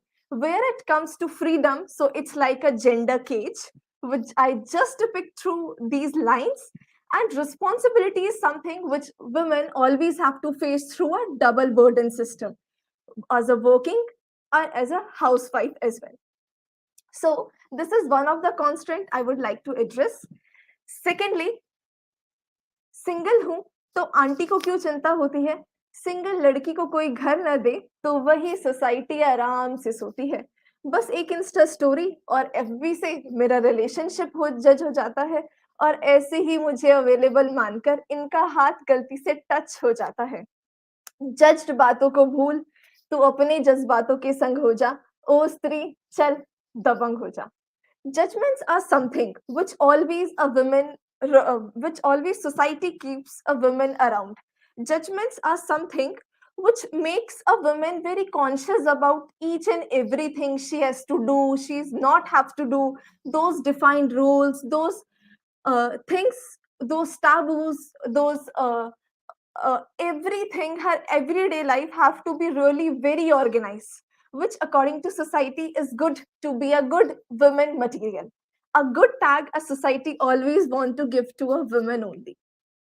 thirdly I would like to start with body shaming and objectification which society gave us which society gives us पता है बस थोड़ी पतली होती तो कितनी सुंदर लगती हाँ बस थोड़ी गोरी होती तो ये साड़ी कितनी सजती सुनो आंटी जी बंद करो ये सुंदरता की भक्ति क्या है ना आपकी भी उम्र में ये बातें बिल्कुल नहीं जचती वो खींचे तुझको नीचे तू और ऊंची पतंग हो जा ओ स्त्री चल दबंग हो जा body shaming and objectification is something which we seen always around even in advertisement media portrayal of women those typical uh, serials tv channels those bollywood films where heroines are end up with the roles like to be a good woman to being a good wife a daughter-in-law and who always serves others her whole life and we see movies like Thappad, which are being criticized by the society people by saying that a Thappad can't be a cause for a divorce, but it can be. Thirdly, I would like to address the gender pay gap and economic independence women want to have. इतना कमाती है, husband को नौकर बनाएंगी, लड़की ambitious है भैया, रोटी क्या खिलाएगी, she is too opinionated, power का गुरूर है, ऐसी बातों से पाला अपना हर दिन पड़ता तो जरूर है, वो खींचे तुझको नीचे तू और ऊंची पतंग हो जा, ओ स्त्री चल दबंग हो जा. A very recent report gives us an insight that a country can easily get up to $770 billion. That is 18% increase in their GDP by just giving those opportunities and those economic independence a women want, and which limits her by those big O's to being too opinionated, which a woman should not consider. So, with all these things, I just would like to give solutions as well. Uh, nextly, I would like to here point out the domination. मैं शादी के बाद तुम्हें job allow करूंगा, मतलब MBA तुम्हारा एक तरफ होगा वही जो मैं कहूंगा, मैं किसी से भी मिलने जाऊं, मर्द हूं, सवाल ना करना, पर तुम्हें मेल कॉलीग्स फोन करें तो ये मैं नहीं सहूंगा, ऐसी टॉक्सिक मर्दानगी से लड़नी, तू रोज नई सी जंग हो जा, ओ स्त्री चल दबंग हो जा. Male domination is something which always been prevalent in the society and being taken by a woman, and this that woman gives a teaching to another woman to get it throughout their lives, and that what we are learning here. But I know this is the generation where we have that consciousness to not to follow such domination but to have her history rather than his history. So let's create it together. Last but not least, I would like to point out the thing which another constant, according to me, is victim blaming and shaming. गुंडे सारे घूमे free, पर सजा मेरी skirt क्यों पाती है, यहाँ हर गुनाह के बाद एडवाइजरी मुझे ही क्यों आती है, तेरे मेरे घर से होती इस डिस्क्रिमिनेशन की शुरुआत है, अब के तू भी आवाज उठा जब उसका उठता उसका हाथ है, छू ना सके उसकी हिम्मत, तू जोर सा एक करंट हो जा, ओ स्त्री चल दबंग हो जा. With this, I would like to end up giving some solutions to this, that be a individualistic women, forget about others, be the one who believe in her inner self to have that positive change, and being as a change maker, I aspire always every woman to be the women, to always have those opportunities which available to her, and I believe that absolutely no one close the door which God has opened for you to be a woman of yourself. Mistakes are something which always be a part of life, and situations are something which always gives us learnings. So keep learning, keep going, don't be conscious about these taboos, and be throughout a constant less women in your life. Thank you, everybody. Thank you for this opportunity. First of all, I would like to praise your poem. That was really great, and I wanted to clap really hard for that poem. And thank you, Ria, again for your great ideas. Now, I would like to call upon the next speaker, Parul Rai. She is currently working as a primary section teacher in a CBSE board school. She holds a degree in engineering, that is BTech, and a professional degree in education, that is BEd. Currently, she is pursuing a master's degree in English literature. She was among the top three fellows of the prestigious Dharampal Fellowship who were shortlisted to attend a workshop in Germany.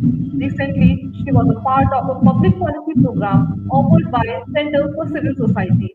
In the past, she has attended a climate action course powered by the UN and has been a part of several campaigns organized by different NGOs and NPOs. Closely observing the grassroots realities of the education system, she holds a vision to mend the loopholes in it by putting in consistent effort. Now, I would like to invite Parul to deliver her speech.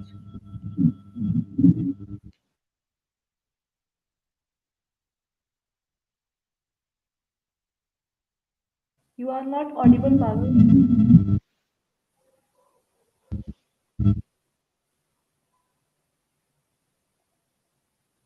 Still, you are not audible.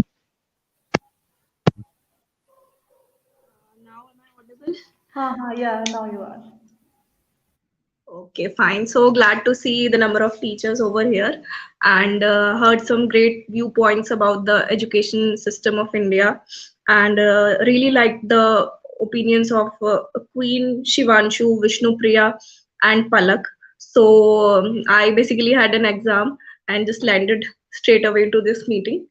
So as Palak outlined already that you shouldn't miss any opportunity to step out of your comfort zone. So I went to this policy workshop which was offered by Center for Civil Society in New Delhi. That's how I met the convener of this program, Akansha, and that's how I got this opportunity. So what Palak outlined that you should always step out of your comfort zone. So you should always network so that you may land up to something good. So yeah, that's about that. And belonging to a middle class family, I never had this particular guidance that what career to pursue.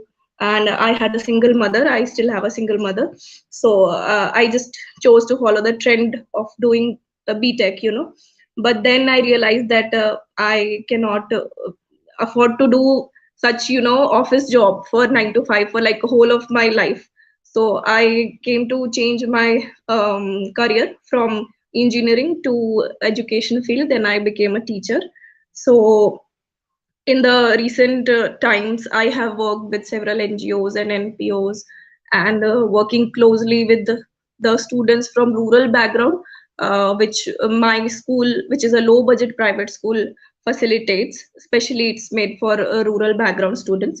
So I have come to observe some of the points and I've jotted them down. So I would like to highlight them. So in the field of education, the national education policy was being launched in 2020, uh, which focused on the holistic assessment of a student, and it proposes to bring about a 360-degree report card, which instead of just assessing the academics, it is a 360-degree report card basically, and proper allocation of funds should be there. It's suggested by the NEP, and the functioning of NIOS and SIOS should be strengthened and all of that. Yeah. So the problems that are encountered on the ground by what I found during working as my tenure as a teacher. So the children, from rural background face problem to make even simpler sentences in English. That's one issue of children, and yeah, they have this narrow vision. They have created this narrow vision that you have to get a naukri somehow. So I think this is a failure of us, because we make the society. So the society pressurizes them all कि अब उनको ऐसा लगता है कि like you just have to get a naukri to sustain, especially from rural, especially for the children belonging to rural background, and the pressures are always there. मुझे भी pressure होता है कि why did you change your career from engineering to education and all that. So I think there we should focus on improvising ourselves because we make the society.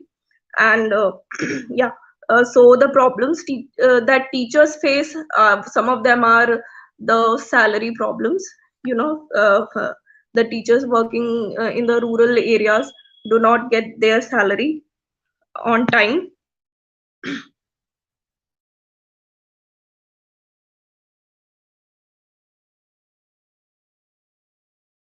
Parul, kindly unmute yourself. Yeah, so teachers, yeah, sorry. So teachers are not paid properly, and there is a very big loophole that I found, that being a engineering background student, I cannot teach the subjects from 8th standard to 10th standard, which is the TGT standard. But I am allowed to sit and clear the seated paper too, which is made for teaching the 8th to 10th standard, but still I'm not allowed. So here you are seeing the irony. So these are some of the loopholes that our education system has, and seeing education through a G20 lens, to summarize, I would like that as we sing daily, almost daily, in our national anthem, that Bharat Bhagya Vidhata. So we have that power, we hold that power as Indians, that we could bring about, a special change in everything. So for education, I think we need to take a step back and look back at our education policy, which was earlier in times, which was the ashrams and gurukuls, which taught not only academics but shastra ka bhi use karna, and life skills ka use karna, and tark shakti ka use karna, ye sab bhi sikhate the, which combined to be a life skill also. So we need to look back, and we need to work according to that we have to bring that essence of Indianness in the education system. So that's how we could lead the other countries of G20. Thank you, Parul. You very well said that we need to bring back that sense of Indianness in our education system. And thanks for sharing your motivational journey with us. So now I would like to call upon our next speaker, Niharika Haridas. She's a second year undergraduate pursuing mechatronics and automation. She was one of the grand award winners at the prestigious Intel AI Global Impact Festival. Her team was awarded the same for their project Kishan No, a cost efficient IoT enabled device aimed at crop monitoring and protection from pest attacks. She was also a keynote speaker at the Intel Vision 2022 held in Dallas, Texas. She's a Kectel Colleague 2023 and has also been invited to attend the HEEP program provided to exceptional undergraduates by Johns Hopkins University in Baltimore, Maryland, USA. She's also working as an investment banking intern at Altus Global Advisors and has interned at numerous organizations till now. She's a technology and management enthusiast and is working on merging these fields to deliver the maximum impact. She's also working on an initiative in her university to provide pro bono consulting services to social impact organizations through her team of talented individuals. I would request Niharika to illuminate us with her ideas. And actually, we're short of time, so kindly please consider the time limits. First of all, I'd like to thank the We Citizens Foundation as well as the fantastic Policy Advocacy and Research team of the Sarkari School for this amazing opportunity. I consider it an honor to speak among such talented individuals who are striving to make the world a better place. Our theme for today is Student 20, Creating Future Together. As global citizens, we play a crucial role in shaping the future. We hold its delicate fate in our hands. My vision for the G20 is one of collaboration and cooperation. I believe that working together, the countries of G20 can achieve great things and make a positive impact on the world. Through cooperation and collaboration, the G20 can tackle the most pressing issues facing our world today, such as climate change, poverty, and inequality. Being a technology enthusiast, I believe science and technology are the driving forces behind many of the greatest achievements of our time. From finding cures for the life threatening diseases to exploring the depth of our universe and beyond. Especially technologies like AI have become a game changer for the globe. AI has revolutionized the way we live, work, and communicate. It has the potential to bring about positive changes in our lives. AI, which was once considered a futuristic concept, has now become an integral part of our daily lives. From Siri and Alexa to autonomous vehicles and intelligent medical systems, AI is transforming the way we live, work, and interact with the world. The G20 represents some of the most advanced and innovative communities in the world. With our collective expertise, resource, and influence, we have a unique opportunity to harness the power of science and technology to make a positive impact on the world. In this age of rapid technological advancement, it is more important than ever for us to invest in research, education, and innovation. This investment will not only drive progress and create new opportunities, but it will also help ensure that the benefits are shared equitably across all communities and nations. Let us now not forget that science and technology is not just a means to an end, but they are also a reflection of our values and aspirations. They embody our commitment to discovery, collaboration, and progress, and they inspire us to pursue a better future for all. So let us embrace this power of technology and use it to create a brighter future for all of us as members of the G20 and as global citizens. Now, as an individual who has explored numerous arenas across technology as well as business fields, it still amuses me how intertwined both of them are. When you see the impact these fields, when you simultaneously can make, it is incredible. Today, we stand at the intersection of two powerful forces, business and technology.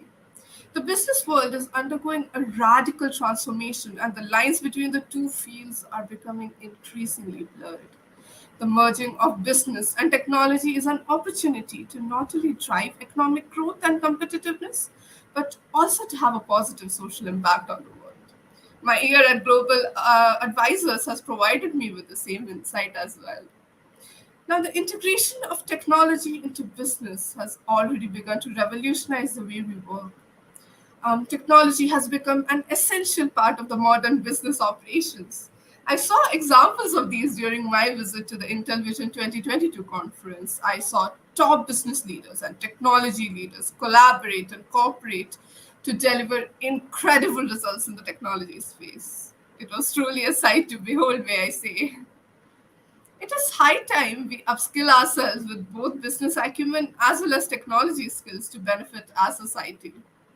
During my time as a Kectel Fellow, I have come to appreciate the immense potential of the youth and the crucial role they play in shaping the future. As a Kectel Fellow, I have had the opportunity to engage with leaders from various sectors and learn from their experiences. And as a person with strong desire to make positive impact in society, I have developed a passion for using consulting services to support Sorry to social. interrupt, Niharika, but can you please conclude because we are running short of Definitely. time. Definitely. So, as I was saying, we have an unique opportunity to shape the future by taking action and working towards a common goal. By working together, we can create a better future for ourselves and for the generations to come. I would like to end with a quote by the illustrious social innovator Ernesto Arguello. We all have different inspirations, but one goal, a better world. Thank you, everyone. Thank you, Niharika. You emphasized upon science and technology and business as well, and then you integrated both of them and how they can be rightly employed to make a change in the society. Thank you for those fascinating ideas.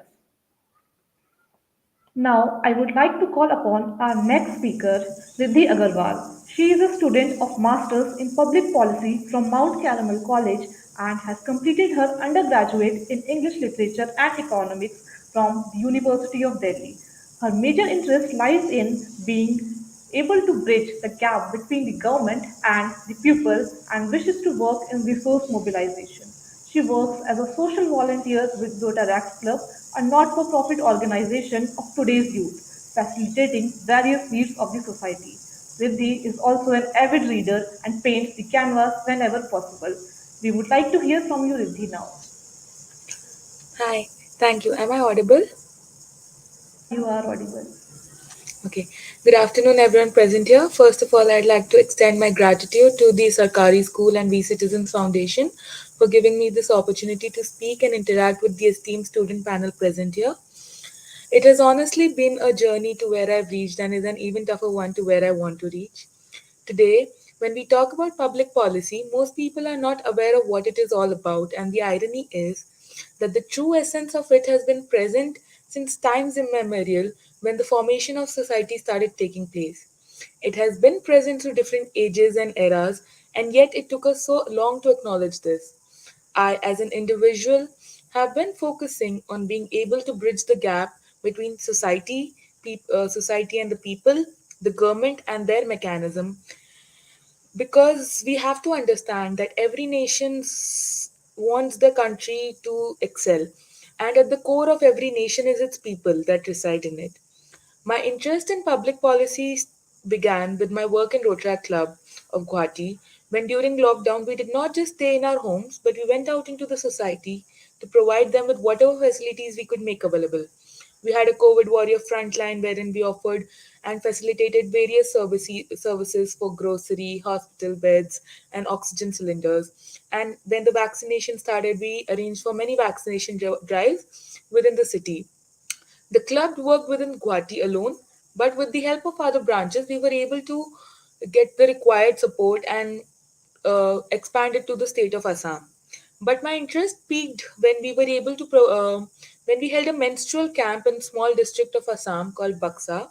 It is our flagship project called We for Her, where every year we go to different government schools in different small districts of Assam, and we provide for more than 5,000 plus sanitary pad napkins, along with interactive sessions regarding menstrual hygiene and health. The tipping factor was that the condition of the government school and the female teachers and students was so disheartening because so many of them were unaware about menstrual health and they were still following the age old practices. It made me realize that even though we have various government schemes and policies catering to people, the outreach of the same is not at par with the objective. The implementation has huge gaps, and that is when I decided to move forward with public policy. After that, I also work with MPs, South Bengaluru's MP's office to understand what kind of public grievances arise and how the government can offer help in multiple ways. When we talk about public distress and government actions, we need to understand the main stakeholder are the people. And there is a need for organizations that will work with government for proper resource mobilization and make sure that the intent and benefits of each policy they bring reach the targeted stakeholder. If we look at the current scenario of not only in India but the G20 nations and the rest of the world, we can see that this huge gap exists and exists majorly without a doubt. And the hope is to popularize the workings of organizations such as Rotaract Club or NGOs like We Citizens Foundation to make today's youth more cognizant and educated about the social environment we live in. Also, our work, I feel, does not stop here. We also need to strive hard towards breaking down the complexities of the government mechanism and make it so simple for the people out there so that they can utilize them properly. In recent years, if you look, we have seen a dip in the number of people wanting to enter government bodies and bureaucracy. But as youth, we feel that cutting our ties with government or ignoring it is is the way to go. But it's not going to build our society as a whole. So we need to introduce spaces that capture the youth's interest whilst paving way for growth and development of the society. I personally believe that one such space can be created with the help of corporates and the rapidly increasing market for new businesses and startups. Like previously, Niharika said that technology and business are the booming for today's growth and development, and it will ultimately lead to social development as well. So, on the similar lines, I believe that if we collaborate with corporates and these startups that are growing into, especially in our country, we can make a huge change because they do intend to solve some of the problems of the society, but their motive is profit. So, what if we create wings in these spaces that cater for the well being of society as well? It could be limited to their own areas or could spread far, but it would be a start of something small and something new that would definitely create a huge impact. Uh, and not only these spaces from like a corporate perspective, but if we look at it from a more economic and scientific point of view, we need to understand the kind of data these institutions hold. The humongous data sets they have on these societies they interact with can prove to be very beneficial for government bodies to understand the correct problem persisting and create solutions for the same. This could help in improvement and efficiency. This relation uh, would come with a idea of trust between private organizations and government, which can be facilitated by the current youth who one day will enter either side of this relationship. So I think we really need to look at having a more problem solving and opportunist nature that can help provide a beneficial agreement that makes all the stakeholders happy. and overall leads to a nation's development. It could begin with the G20 nations and following these kind of practices or creating such spaces, and with that, the rest will follow.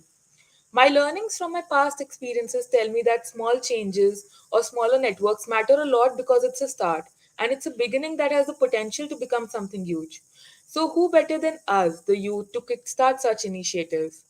With this, I'd really like to conclude and hope that all of us who've spoken here today and who are present are able to stick to the goals we want to achieve and do it whilst taking the society's upliftment at our side. Thank you so much. Thank you, Riddhi. You offered some really valuable suggestions and interesting pointers about public policy. I'm sure our audience would have learned a lot from this. Moving on. Now, just a minute.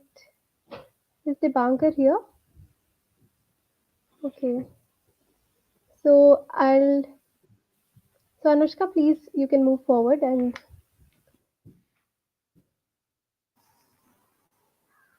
Okay, so now I would like to call upon the next speaker, Laiba Razi. She is a 15-year-old, driven, and enthusiastic student with a diverse set of interests and passions. As a national level chess player, writer, and public speaker, she has honed her strategic thinking, creativity, and communication skills. Her love for astronomy, reading, computer science, and social work showcase her broad range of interests and passion for learning. With a good foundation in academics, she is a 6 year scholar at school. She is always eager to tackle new challenges and expand her knowledge. The stage is all yours, Laiba. Thank you. I hope I'm audible. Yeah, you are audible. I'm greatly appreciative of the opportunity. War. War is a tragedy that affects us all. It tears families apart, leaves entire communities in ruins, and causes untold suffering and loss. But today I want to focus on one of the most devastating effects of war, the impact it has on children. Children are the innocent victims of war and they bear the heaviest burdens of its horrors. They are forced to flee their homes, witness violence and death, and live in fear of their safety. While we are busy future planning our careers, family, etc., these kids aren't even sure if they're going to wake up tomorrow to see their future. Education, a fundamental right for every child and the only key for making them self dependent and teaching them various skills so that they themselves can create a bigger and a brighter future for not just themselves, but also for the upcoming generations. A solution for them to break this chain of insecurities is often one of the first things to suffer in the chaos of war. Schools are destroyed, teachers are displaced, and children are denied the chance to learn, grow, and reach their full potential. They're losing their homes, their families, and their futures. For far too many children, the horrors of war are a daily reality. Education is crucial for their personal and societal development. But in war torn countries, access to education is often limited or non existent. It provides children with the tools they need to succeed and the hope for a better future. Without education, children are more vulnerable to exploitation, abuse, and a lifetime of poverty. And to make the situation even worse, they don't even have their governments effectively working for them in these directions. This is a tragedy, and it is a collective responsibility to do everything in our power to help these children receive an education. By providing children with education, we are not only giving them the tools they need to succeed, but we are also investing in their futures and the future for their communities. Education can help break the cycle of poverty and violence that is so often perpetuated by war. But it is not just children affected by war that face barriers to education. In India, illiteracy remains a serious challenge. Despite all the progress in recent years, millions of children in India still do not have access to quality education. And the majority of these children come from marginalized communities and don't know how to access the wonderful policies that already exist, initialized by the Indian government. This illiteracy perpetuates the cycle of poverty and hinders India's overall development. Even at the thought of these kids, my heart aches and eyes tear up. It feels as if my love for the country is coming out as of no use. I used to teach some children who didn't have access to proper education in my own community. But I realized that this number did not even near to how big these communities facing the issue both in India and war-struck zones were. So, what could be done to address this problem at a larger scale? There are several solutions that can be implemented to help educate children in war-struck zones and in India. Supporting organizations that provide education, such as UNICEF and Save the Children, who are working to provide education to children in war torn countries. By supporting these organizations, we can help them reach more children and provide them with education they deserve. We can advocate for education policies. Governments can play a critical role in ensuring that every child has access to quality education. We can advocate for policies that prioritize education for all children, regardless of their background or circumstances, and ensure that quality education, is included in the humanitarian response to war and conflict. Implement alternative education programs. In conflict affected areas, traditional education may not be possible. In these cases, alternative education programs such as distance learning and mobile schools can provide children with the education they need. Investing in education infrastructure. In India, investing in education infrastructure such as schools, teachers, and educational materials can help improve access to quality education for millions of children. Mumbai is now home to India's first signal school, initiated by a Pune NGO named Samarth Bharat Vyaspeed. It's a colorful classroom created out of a shipping container that sits under a traffic signal flyover in Thane. Signal Shala is a school that operates out of a shipping container and have students who earlier used to sell knickknacks or beg at the traffic signal. Fifth, raising awareness. Raising awareness about the importance of education for all children and the impact it can have on their lives is an important step towards creating a lasting change. We can use social media, community events such as this, and other platforms to raise awareness about the importance of education and the need to support children in war struck zones and in India. Sixth, and this is the most important one, supporting local organizations. There are many local organizations that are working tirelessly to provide education to children in war torn countries. By supporting these organizations, we can help them expand their reach and impact. And I'm proud to tell you that all of these pointers are the structure of the website that I have been working on for some time now to address these issues. And I also want to launch it as soon as possible. Ladies and gentlemen, I'm also very glad to mention that the G20 summit, which brings together leaders of the world's largest economies, a powerful platform to address these issues, has the power to bring attention to the importance of education and to advocate for policies that support children in need. At the recent G20 summit, leaders discussed the importance of education for all children and committed to working together to provide educational opportunities for children in conflict affected areas. In conclusion, it is our collective responsibility to ensure that every child has access to quality education, regardless of their circumstances or their backgrounds. I believe that there are two factors to always keep in mind whenever working on a social cause. The first, it's not I, but it's about we. And the second, that many eyes make a we. We want to create a collective social impact, but make sure that everybody gets benefited and receives solutions to their problems. Let us join together to make India's G20 presidency a presidency of hope, harmony, and healing. Let's shape a new paradigm of human centric globalization. Together, let us work to make sure that every child in every corner of the world has the opportunity to learn, grow, and to reach their full potential. Thank you. Thank you, Laiba. You offered very comprehensive views about education, and as you said, many eyes make a we. So, when people like you will work together, they'll surely be able to light the lamp of education in the lives of children who are living in war torn countries. So, moving on, we have our next speaker, Dipankar Ojha from Assam. He has completed his BSc Honours from Mangalday College, Guwahati University. He participated as a speaker on the eve of 138th birth anniversary of Dr. Rajendra Prasad and hence represented his state Assam at the Parliament House, New Delhi. As we all know, youth or Yuva is the future of India and the world. Dipankar has been passionately working for youth empowerment and environment. So, I would request Dipankar to share his insights about the same. Kindly please also consider time constraints. Am I audible? Yeah, you are. Namaskar. उस देश का हिस्सा होने में हमें गर्व है जिस देश में विश्व के सर्वप्रथम विश्वविद्यालय तक्षशिला का स्थापना हुआ था।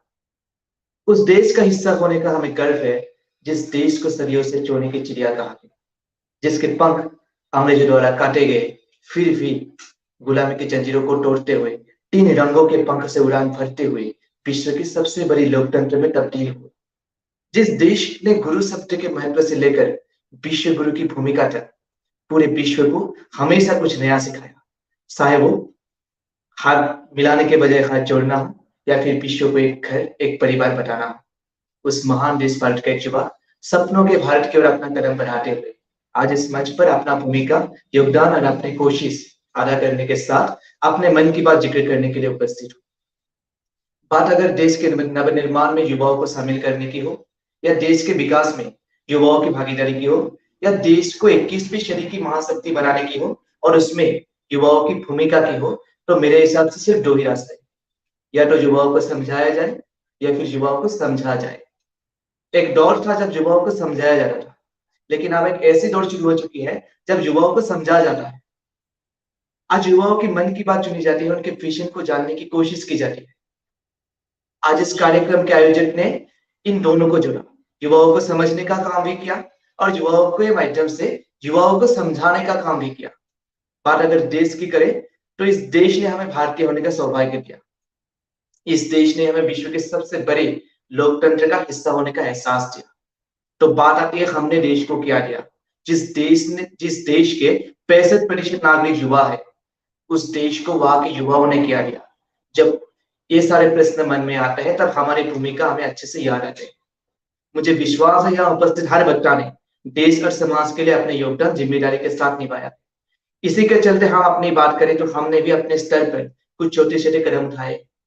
जब देश कोविड की मुश्किल परिस्थिति से संघर्ष कर रहा था, जब कोविड के चलते रोजगार के रास्ते बंद हो चुके थे, जब गांव की माँ बहनें और गरीब लोग 2 वक्त की रोटी और अनाज के लिए चिंतित थे, तब हम कुछ युवा मिलकर पूरी सावधानी और कोविड प्रोटोकॉल के साथ गांव में चावल, अनाज, तेल, सैनिटाइजर और जरूरत के सामान बांटने का काम भी किया करते थे। जब कोविड की परिस्थिति इतनी बढ़ चुकी थी कि काबू करना मुश्किल हो गया था, तब हम सबको लॉकडाउन के चलते घर में कैद रहना पड़ता था। तब देश और समाज की सुरक्षा के खातिर, कोविड परिस्थिति को काबू में लाने के खातिर प्रशासनिक व्यवस्था को सख्त करके जन कल्याण के काम पे जिम्मेदारी से नियोजित रहने वाले पुलिस वालों को हमने बाद में सम्मानित किया था। साथ ही उस मुश्किल परिस्थिति में सबसे अहम भूमिका निभाने वाले डॉक्टर के प्रोत्साहन के लिए हमने अपने इलाके के कुछ डॉक्टर को सम्मानित करने का काम भी किया, क्योंकि मेरा मानना यह है कि देशभक्ति के सम्मान करना भी एक देशभक्ति है। मेरे दृष्टिकोण से आज 21वीं सदी में हम विकास के साथ, नवाचार के साथ परिवर्तन के क्षेत्र में भी ध्यान देना चाहिए और इसमें युवाओं की भूमिका महत्वपूर्ण है। देश की युवा शक्ति टेक्नोलॉजी के साथ साथ पर्यावरण के बारे में भी गंभीरता से विचार करना चाहिए। इस बात को ध्यान में रखते हुए हमने विभिन्न स्थानों पर युवाओं को एकत्रित किया और पर्यावरण से जुड़े विभिन्न कार्यक्रमों में उन्हें जोड़ा। हमने विभिन्न स्थानों पर पौधे लगाए और सिर्फ पौधारोपण ही नहीं बल्कि पौधों के संरक्षण और देखभाल की जिम्मेदारी भी निभाई। हमने लोगों के बीच जाकर पर्यावरण संबंधी जागरूकता भी फैलाई। इसके चलते 5 जून 2022 को विश्व पर्यावरण दिवस पर हमने लगभग 500 नीम के पौधे अपने इलाके में बांटे, जो पौधे हमें अपने इलाके के नवज्योति बरुआ नामक एक जागरूक नागरिक से मिला। और हम लोगों ने सिर्फ बांटा ही नहीं बल्कि हर एक को हमने ये कहा, आज से इस पौधे की जिम्मेदारी आपकी। 5 जून 2021 में भी हमने कई स्कूलों में पौधारोपण कार्यक्रम को अंजाम दिया और कई लोगों में पौधे बांटे। 2020 की 5 जून की कार्यक्रम में भी हम कई युवा एकत्रित होकर सरकारी अस्पताल, सरकारी दफ्तर और सामाजिक स्थानों पर पौधारोपण किया। इसके साथ पर्यावरण के प्रति जागरूकता फैलाने के उद्देश्य से हमने स्कूल और कॉलेज के छात्रों के बीच पोस्टर कंपटीशन, आर्ट कंपटीशन जैसे कोशिश भी करे। यही नहीं, मेरा राज्य असम एक ऐसा राज्य जहाँ बाढ़ हर साल विनाशकारी तांडव करता है। हर साल पूरे असम में बाढ़ की वजह से कई लोग अपने जानों से तो हजारों की संख्या में लोग अपने घर से बेघर होते हैं। ये बाढ़ सिर्फ आबादी के क्षेत्र को ही नहीं, जंगली जानवर और फसल को भी बर्बाद कर देते हैं, तबाह कर देते हैं। इस मुश्किल परिस्थिति को तो हम खत्म नहीं कर सकते, लेकिन हमारी कोशिश ये होती है कि हम इस मुश्किल परिस्थिति में जूझने में लोगों की मदद करें। इसी सोच के साथ हम युवाओं ने भी अपना भूमिका निभाया। कभी बाढ़ निर्माण में हाथ बढ़ाया तो कभी बेघर हुए लोगों में अनाज और चावल बांटने का काम किया। घुटने तक के पानी के बीच चलकर भी हम युवाओं ने हाथ में अनाज के थैले और चावल लेकर पीड़ित जनों के पास पहुंचे। 21वीं सदी की भारत को आगे ले जाने के लिए अहम कदम में से एक है युवा सशक्तिकरण। इस भावना के साथ हमने भी स्कूलों में जाकर छात्र छात्राओं के बीच विभिन्न विषयों पर चर्चा करने के साथ सामाजिक चेतना से जुड़े मुद्दों पर भी बात की। युवा सशक्तिकरण के लक्ष्य से साइकिल रैली और पैदल यात्रा का कार्यक्रम भी लिए गए। ये जो छोटे छोटे कदम उठाए गए हैं, इनके पीछे एक बहुत बड़ा लक्ष्य जुड़ा हुआ है, एक बहुत बड़ा सपना जुड़ा हुआ है, भारत को 21वीं शताब्दी की महाशक्ति बनाने का सपना। आज G20 की प्रेसिडेंसी जैसे बड़ी जिम्मेदारी भारत को मिल चुकी है, तो इस अवसर पर हर भारतीय को अभिनंदन देना चाहता हूँ। आज भारत विश्व की सबसे युवा देश है, जिसके 65% नागरिक युवा है, जो कि एक शक्ति, एक सामर्थ्य, संभावना को दर्शाता है। हमने एक कदम स्वच्छता की ओर चलने की ठान तो ले ली, अब हम युवागण प्रण ले एक कदम विकास की ओर। और मुझे पूरा विश्वास है, कदम से कदम मिलाकर हम 21वीं सदी की महाशक्ति के लक्ष्य तक पहुंच जाएंगे। इसी बात के साथ मैं अपना मत यहीं पर समाप्त करता हूँ। बहुत बहुत धन्यवाद। धन्यवाद दीपांकर, आपके अंतर्दृष्टिपूर्ण विचार और आपका कार्य अत्यंत सराहनीय है। एंड नाउ ओजस्वी, you can proceed with the next speaker. Thank you, Anushka. Now I would like to call upon our next speaker, Siddhi Mahatule. A journalist is a generalist and she is on her path to explore this. Siddhi Mahatule is a multimedia journalist and is working as a freelance writer for the International Association of Professional Writers and Editors. She recently secured admission at American University, Washington, D.C. for MA in Journalism and Public Affairs in International Specialty with scholarship and graduate assistantship. Siddhi is highly passionate about community service, and Art of Living is the platform of her volunteering for the last 7 years. She was also shortlisted for the Global UGrad American Student Program 2022, which made her realize the importance of exposure and diversity. She's also a trained classical Bharatanatyam dancer and has been learning since the age of 8. I would like to request Siddhi to present her panoramic views about media with us. Thank you so much, Ojasvi. That was really a detailed introduction of me. It is an honor to be speaking to all of you today about a topic that is very close to my heart and relevant to our times: internationalizing our careers and reaching global heights. As we live in an increasingly interconnected world, it is essential that we expand our horizons and embrace the opportunities that come with a global career. I acknowledge the work of my fellow speakers today in the rural development. As much as that is important, taking the inspiration from our Foreign Minister S. Jaishankar, it is important to create an internationalized talent pool of Indian students. I am from a tier 2 city in Maharashtra and attended an ordinary institution for my undergrad. But my desire to attain global heights and has driven me to work on my profile throughout my undergrad. And I am now proud to call myself an international citizen and cultural ambassador of India. I am a global UGrad alumni who was chosen from over 2 lakh applicants to study in the United States for a semester and fully funded by US Department of State, all from the comfort of my home during COVID. It took a year to complete the application and interview procedure, but it was all worthwhile in the end. Experiencing international culture and engaging in community building in the United States has one of the best things has ever happened to me. Recently, I was also a delegate of Harvard Conference 2022, which taught me how many doors of opportunities are open for us. In today's world, the barriers to entry in many industries are rapidly disappearing. The rise of technology has made it easier than ever before to communicate, collaborate, and do business with people from all over the world. This presents us with an incredible opportunity to broaden our horizons, both professionally as well as personally. By internationalizing our careers, we can expand our professional networks, learn new skills, and gain a deeper understanding of different cultures and perspectives. However, pursuing an international career is not without its challenges. It requires us to step outside of our comfort zones, adapt to new environments, and navigate the complexities of exploring professionally in different cultures. But these challenges are also what makes internationalizing our careers so rewarding. By overcoming these obstacles, we can grow both personally and professionally and become more versatile, confident, and resilient in the face of change. So, how do we go about internationalizing our careers? The first step is to develop a global mindset. This means being open to new experiences, embracing cultural differences, and being proactive about seeking out opportunities to work and collaborate with people from different countries. Additionally, it is important to continuously develop our skills and knowledge so that we can remain competitive and relevant in an ever changing global marketplace. Another way to internationalize our careers is to seek out international work experiences such as internships, volunteer work, or job placements abroad. It is not important for you to have financially strong background as there are thousands of scholarship and fellowships to apply for.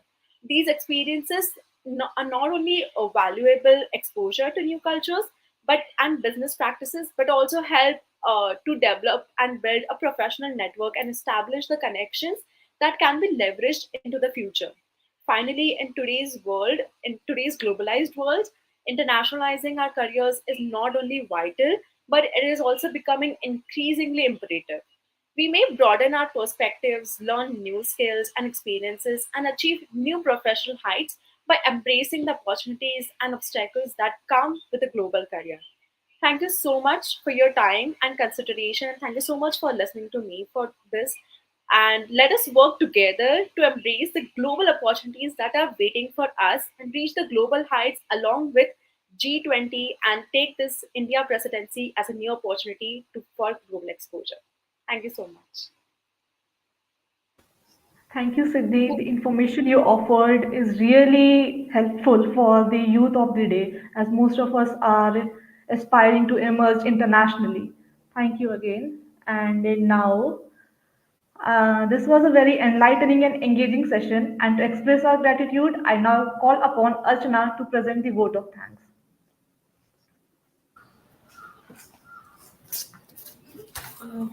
Hello, I everyone. would I would also First of all, request Archana to please share her views. Please share her views if you want to share anything about today's discussion, about today's topic. yes, sure. Thank you, Jasvi and Sarkari School, for giving me this opportunity to express my views here for G20 and being a student speaker here. First of all, it was pleasing to hear you all, and I would like to highlight that you have all talked about the relevant issues that we are facing today, be it war, be it the education, be it digital divide, or be it environment, because from our ancient times, we have been listening how important it is to accommodate everything, be it majority, be it minority, and be it health, be it tourism, be it education. So now that you all know, we are in our Amrit Kal and we have completed 75 years of our independence. We as a youth, I think, can be the building blocks of our nation, and what can inspire us more is the efforts being put by the government and various agencies to bring us into the fora, be it international forum or be it the regional or the local steps that have been taken to bring us into picture. Also, one major issue I want to highlight is environment, because it is nature that is building us, but we all can think and we all can see how we are the people who are degrading it, but it shouldn't be. We often say that it is mother nature. Would we ever like to treat our mother that way, the way we are treating our nature? I guess no one would that do. So the care Prakriti is giving us, we are supposed to give the same care to it so that it can add to our nurture and give us a fruitful fruit that we all can live and nurture forever and take it towards a sustainable development. That's all. Thank you so much.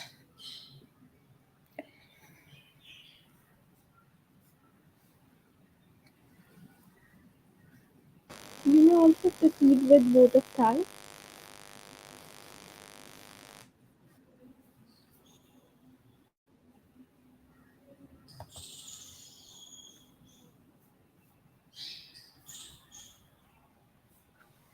Archana, Sorry, I'm not. You're not audible. you can now proceed with the vote of thanks.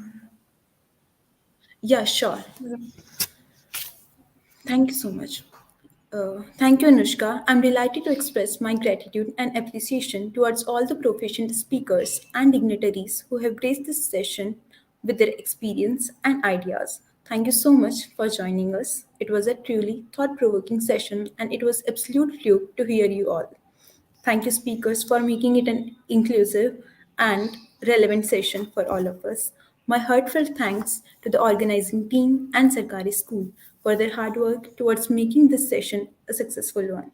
Thank you all, the host, for smoothly moderating the session. Last but not the least, I will express my gratitude to you all, our audience and listeners, for their participation and giving your whole time to it. Now, I would like to request you all to join our fifth session which is going on. Thank you so much. Thank you so Over to much, Jasmine. Archana. Thank you so much, Archana. Once again, thank you to all our speakers and audience for joining us. With this, we announce this session to be concluded.